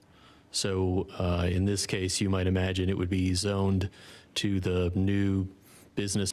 But how does that impact leadership when you go into that? I'm just trying to ask it without causing problems after I ask the question. But what I'm saying is, if this is what somebody is trying to do, I'm trying to sell it to a developer, I'm trying to sell it for residential, but the idea is, based on this can be a nice industrial park. How does that? So So the board, the public, can establish its plans with the comprehensive plan and with its other plans, including the planning that we're talking about this evening. And then the board, after adopting those plans or before adopting those plans, can impose its vision with regard to land use under the LDO, which would involve zoning the parcels of land within our jurisdiction so as to be consistent with what the board's vision would be in the majority opinion of the board. And we would follow the normal rezoning procedure, but all rezonings are an action of the board.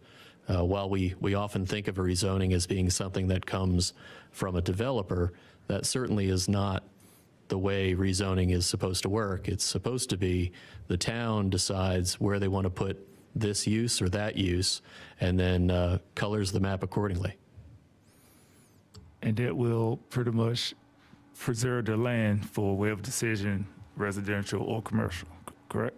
If the use doesn't at that time exist, if some other use isn't already there, if it's a farming use, for example, that farming use would be able to continue. And then at such time that some other use is proposed, either that use would be proposed consistent with the LDO and the zoning that's been applied, or the applicant could come forward to the board and say, I don't think this is the right zoning, and could propose something else. But that's the legal answer. That's the legal answer, but that's not the most comfortable answer. Do you get where I'm going with this? Oh, I certainly, Okay. I can appreciate where the popularity of some zoning decisions may land. Okay, all right. It is entirely possible that if we are not sensitive to the property owners who are affected by this plan, we may find that not everyone in Rolesville thinks this is as great an idea as we might think it is this evening. But like you said, at the end of the day, that decision lies with the board. Entirely with the board. Oh, boy. I gotcha. Thank you. Can I just ask you something? Okay, so you were here a couple of months ago, right? Yes, ma'am. And you were here with, there was a woman that was here that gave part of the presentation. And I think she talked about the demographics and, Oh, Crystal, yes. Yes, ma'am. okay. So, I just want to make sure I have your card because I still have a lot of questions about the demographics and about the income, on how to really unravel that in my head, because while I think I grasped some of it's still not working for me. Absolutely. No, we're delighted to answer your questions. In her full report, which I hope you have, I do. believe you do, a lot of that information is gone over. I will be the first to confess, I am not the expert on this, but she is, Crystal Okay. Marfus, and she would be delighted to answer your questions. Okay, sounds good, thank you.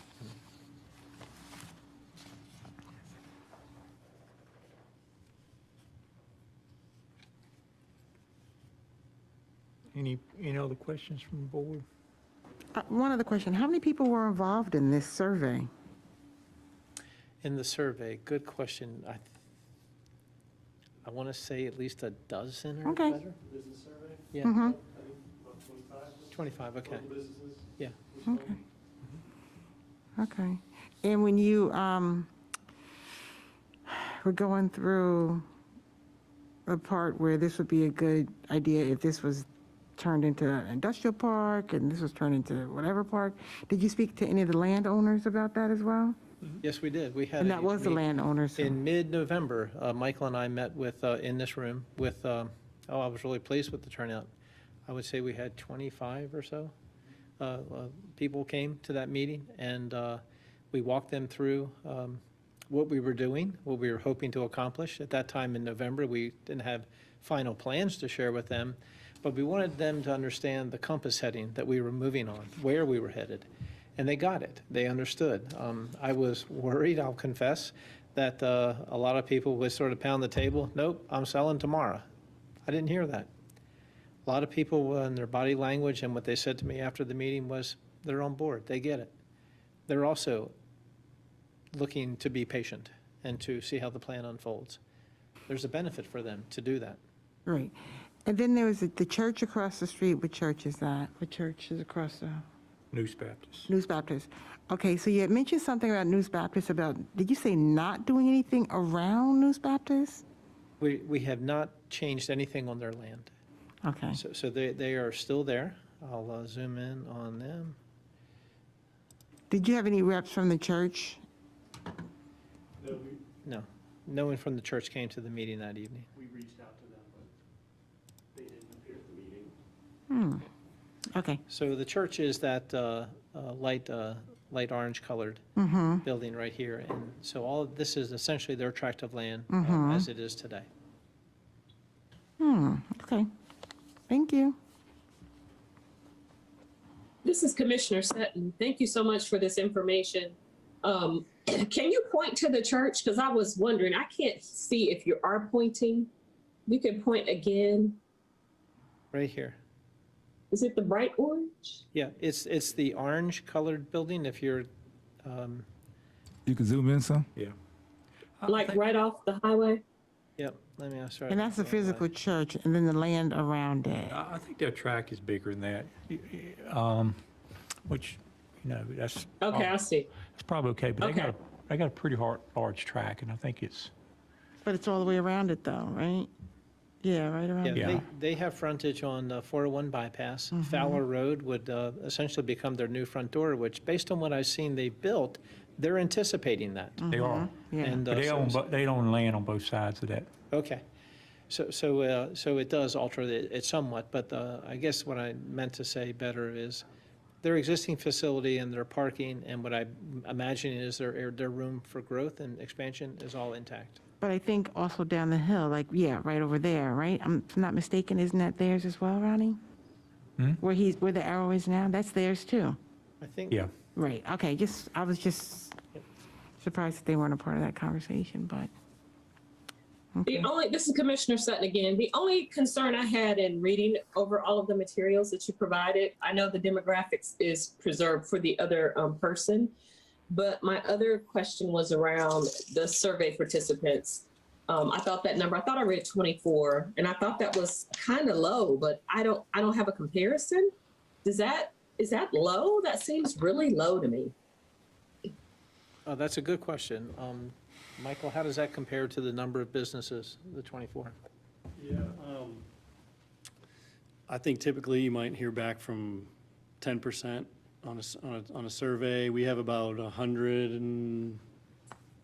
little over 100 brick and mortar businesses. We did push it out through the Chamber of Commerce as well. So I think you're looking at about a typical survey response rate, if around 10%. Thank you for that. My concern, though, was that it looked like something like 17% of those that responded either do not have a business in Roseville or do not work at a business in Roseville. So that I would be a little leery of. Like, who are we really hearing from? So I almost would say we need an additional push because I want to hear from folks who live in Roseville or work in Roseville or own a business in Roseville. And if there's a percentage, 17%, I think is what I read, then that seems a little skewed to me.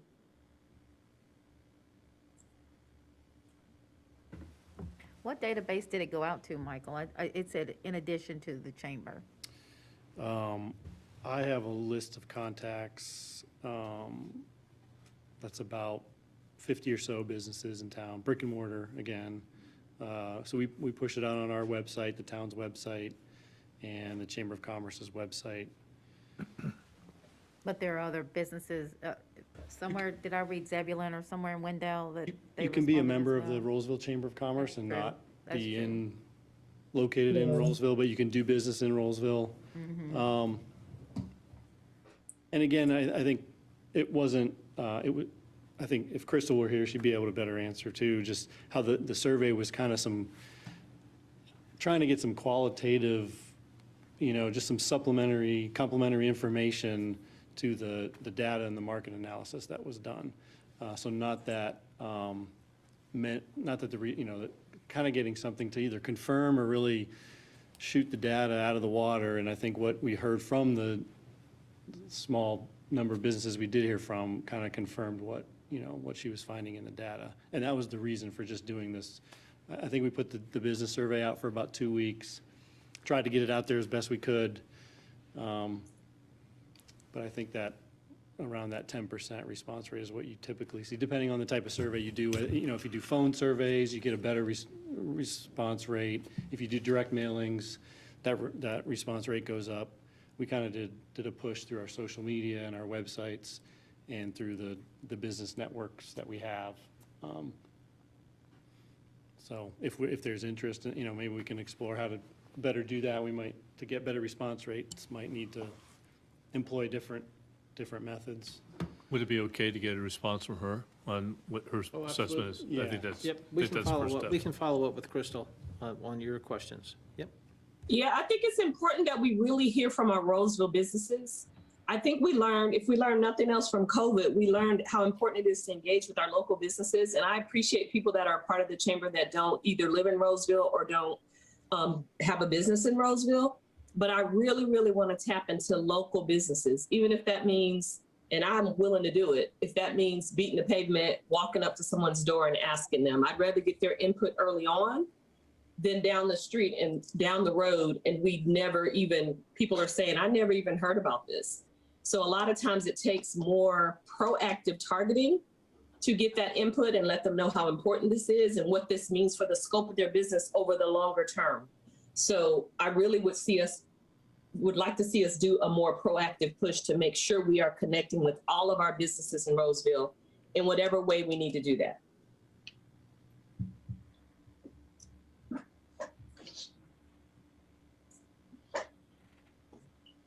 Okay. Thank you.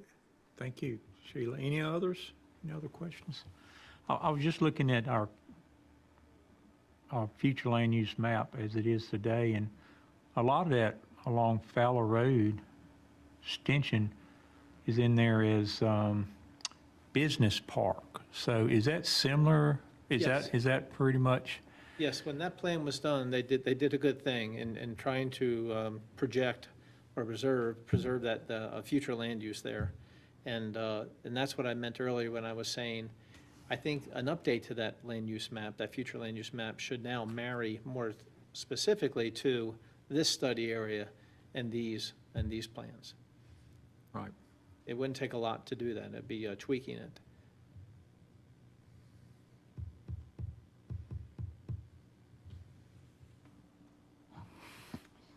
Good.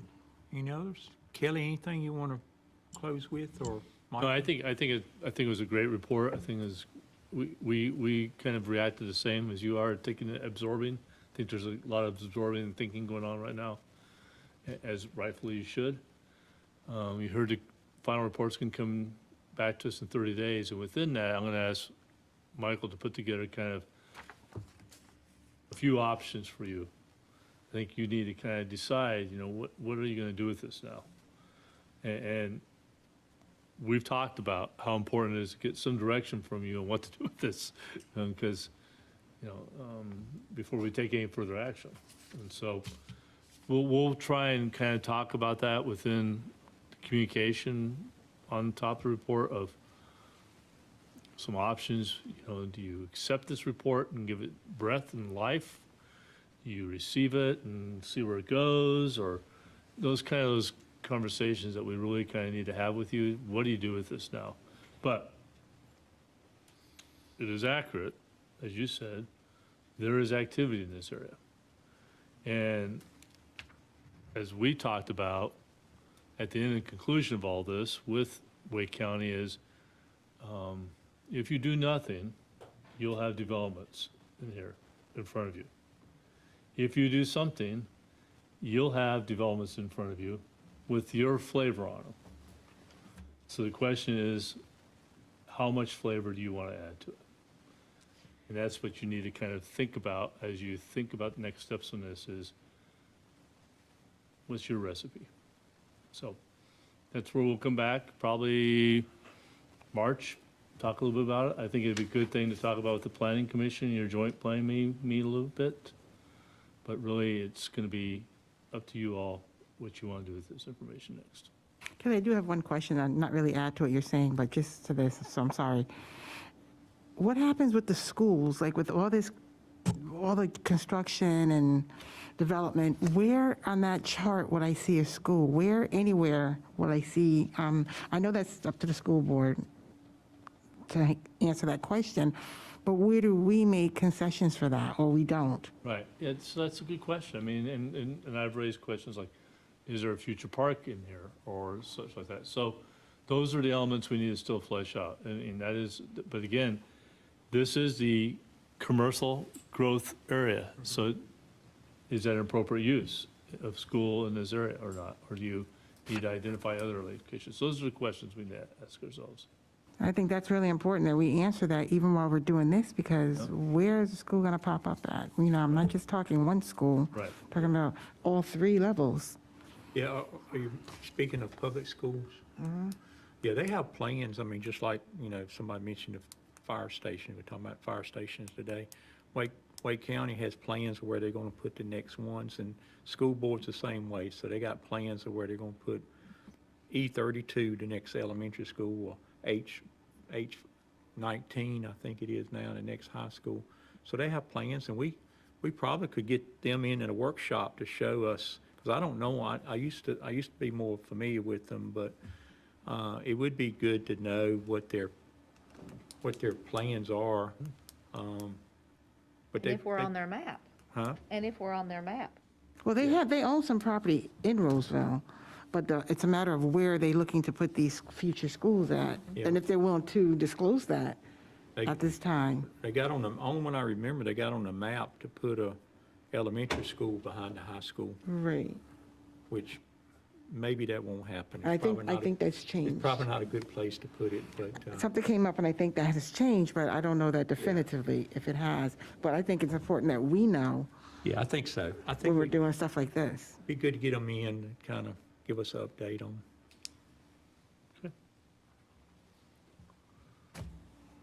Very good, thank you, appreciate you presenting. You're most welcome. And a couple more items on the agenda here. Dave, you going to talk about the E2J review next?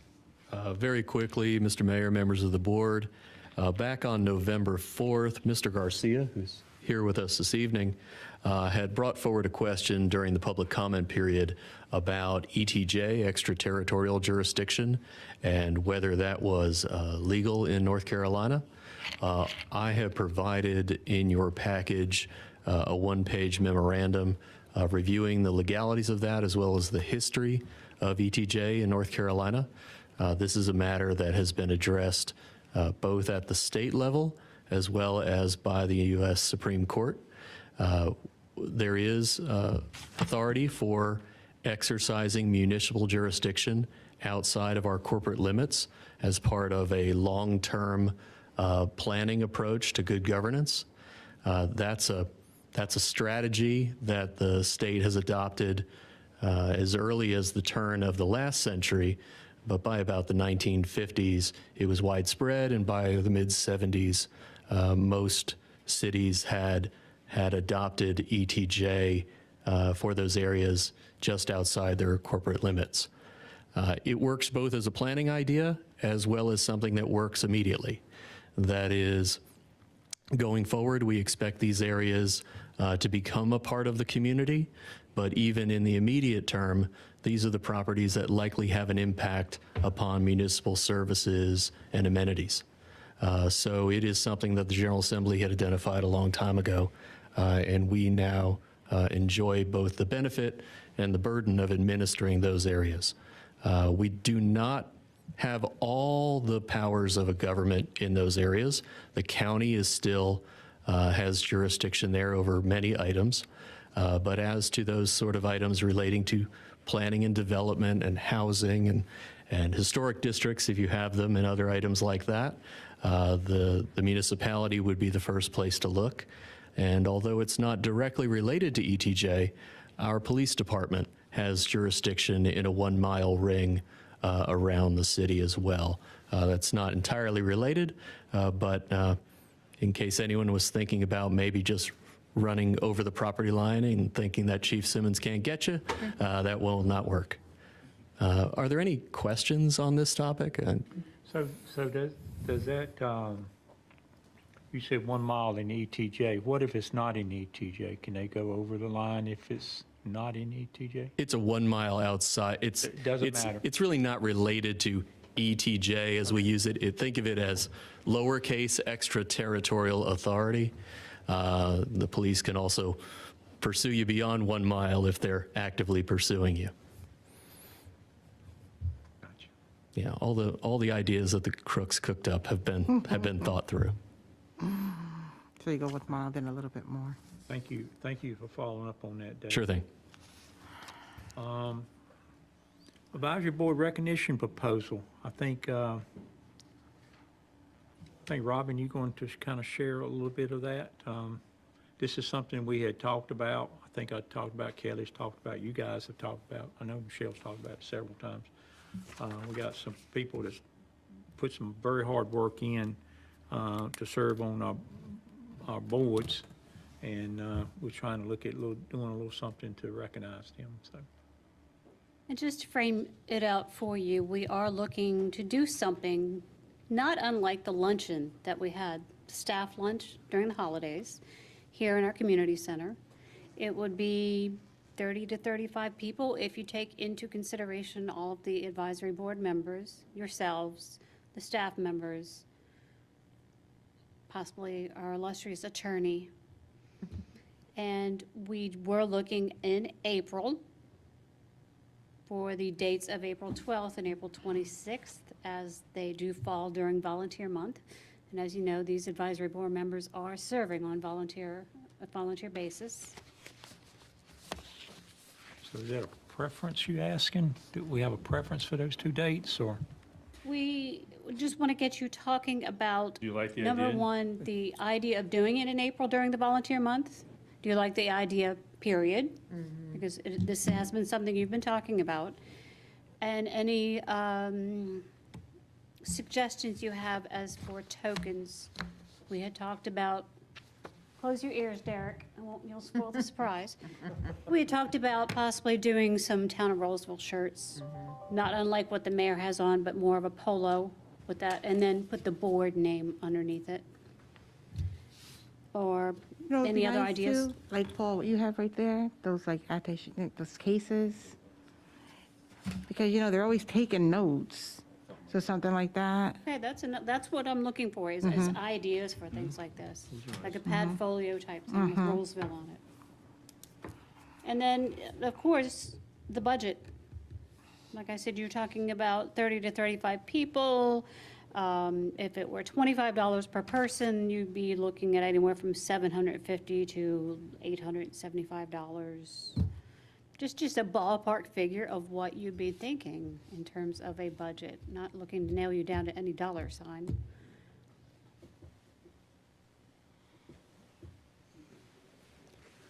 So what's the right price range between the 2 things that you just suggested, that were suggested?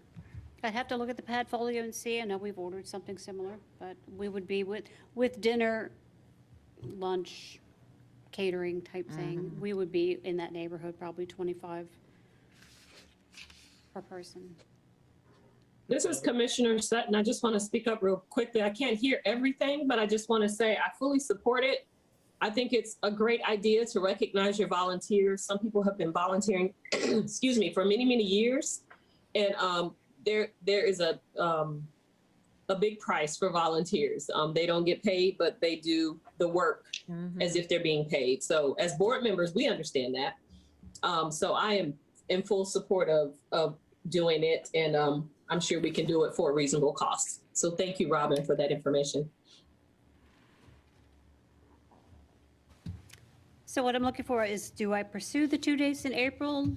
I would Okay, do can I it in the just tell form you- of a survey to see who's available. I just know I can't do the 12th because I am having eye surgery that day, so please don't make it the 12th. Well, that's my birthday, so I'll agree with you. Oh, That's okay. fine, but- Let's just pick a date and go. Yeah. Because I'm good with the 25th. I mean, I know it's close to the end of the month, but it's going to be warmer out, nicer. I think it's great that you're making it in April. I think that's That's April 25th? Yeah, because she has, I April saw 26th. 26. 26, I'm sorry. We're trying to do it on a Tuesday because the community center is generally not scheduled for programming that day. I like that day. It's after tax season, April 26th. it's close, you know what I mean? But we may have to do multiple dates if folks aren't available. So, I mean, Just pick one. or is it the goal to have all the board members in attendance? Yes. Robin, maybe clarify if you would. Yes, Commissioner Sutton, that is the goal, exactly. And what Gotcha. Okay. time we looking at? doing We're looking at around 7. 7? When we had looked at moving some of the advisory board meetings, there was discussion about that. Moving it up to like 6 was a no-go for most. So we found that 7 was a good time. Hour and a half, probably. Okay, Hour and a so half, probably. are you looking for dates at this point? Because if you are, I don't know why I thought the 26th was a date, but that was between the dates. I just saw the 12th doesn't work, but the 26th is fine. Anything else in between, I'm open to. Does everybody like the idea? Does everybody like the dates? Do you Yes. want to give us a go? I love the Yes. idea. I think let's run with it. And I like the date of the 26th. Sounds like that works. I'm getting a Anybody? lot of yeses. Commissioner Yes. Sutton, the 26th work. The only thing I'm questioning is, did we coordinate that with the, what's it called? The City Vision? The conference, isn't that the 22nd through the? I don't know. That's why I'm Wait a asking. minute, I don't remember. And they're doing a Generally, virtual the again days this of the year, week for right? that. That's later in the week, isn't it? Usually. Thursday. Yeah. This is No, a Tuesday, They so always- they I'm, always They're gonna go to avoid Wilmington? Tuesday. Okay, this is a good. Tuesday, So so we're, if we're good with that, I'm good. okay. And I do like the folio idea, so maybe we pursue the folio idea. The what idea? Your folio idea is a good idea. Oh, okay. Yeah. Okay. All We'll right. just flesh it out, and if there's anything we need to check back on, we'll do it. Otherwise, we're going to get a green light and go. And you'll just get more from me electronically. Thank you very Great. much. Where's the big triangle? Great idea. Thank you, Robin. I know it's coming up, right? Yeah, I think it's in April. I'm not sure. No, I mean, for this one. Never mind. All right, I think that gets us through the agenda. Anything else you had? So, good business meeting. George, did you want to say anything? Was there something you want to say, anything? Yeah. Well, come up. We got a few minutes. I'm going to give you time to say something if you want to. You sat here patiently for 2.5, 3 hours, so, Thank you for the opportunity. yeah. With regards to the studies that are being made for the adjacent areas, commercial activities, what is going to be the main thrust? Is it going to be light industrial? Is it going to be just commercial service? Because it makes a difference when you start doing conceptual and you start looking at the permitting issues, Title V air permits, wastewater permits, hazardous waste permits. You got an investment of $1 or $2 billion in a facility. It makes a heck of a difference. Okay. Thank you for the tip Yep. there, George. That's something we'll have to, keep in mind, Michael. Been involved in that in the past, and Yeah. it makes a difference. And the other issue with the ETJ, I guess if there's an impact on the ETJ and the folks in the ETJ are not voting for the folks here. So I guess the only way to do it would be to influence the constituents within the township. If you So- want to effect a so you- change. So you will like this. The way the courts have viewed it is I'm that- sorry, I have a hearing, I apologize. Sure. So the way the courts have viewed it is that the state of North Carolina has set up ETJ. So if you don't like the way the General Assembly has done it, you should vote those guys out of office. Well, that's going to happen. So that's the path that they bet. view. And of course, as you know, we hopefully will soon have you within the town limits so that you'll be able to vote. No, thank you. That is your wish, not I mine. keep bringing it up. I'm going to win you over. We'll see each other in court. Yeah. No, God. Thank you, Joel. Thank you. Thank you. And not only could you vote, but you could run if we do that. Exactly, So, right? so thank you. And taxes. You want to say something, Betty? Yeah, there's a fallacy in that thing that the legislature set up the ETJs. The person who set up the ETJs in the Roseville area was Joe Winfrey. Gotcha. That was a long time ago. So with that, I appreciate everybody coming, and I think we had a good meeting. Thank you, staff, for putting together. We put a lot of homework in providing this information. It should be making it easier for our next meeting, because a lot of these things will be, we're aware of. We've, asked a lot of questions, and should be able to move pretty quickly on some of these long meetings. I was with the Mayor's Association last night. I'm not going to name a name, but one of our adjoining towns, their meeting a couple meetings ago went to 12:30 at night. So, it's a lot of work that's going on, and I hope we can thank staff for being efficient enough and kind of working through these workshops so we don't have to be here, that late at night. So thank you for that. Appreciate all the work everybody do. Thanks, Commissioner Sutton, for being able to join remotely. Give our regards to Carlton. Hope he feels better, and hope to see you here in a couple weeks, the next meeting, and appreciate your input tonight remotely. Anything else real quick from the board? Nope. Appreciate it, and with that, I'm going to adjourn. Thank you. Good night. Thanks. Good night, everyone. Good night. Hey, Robin. Okay,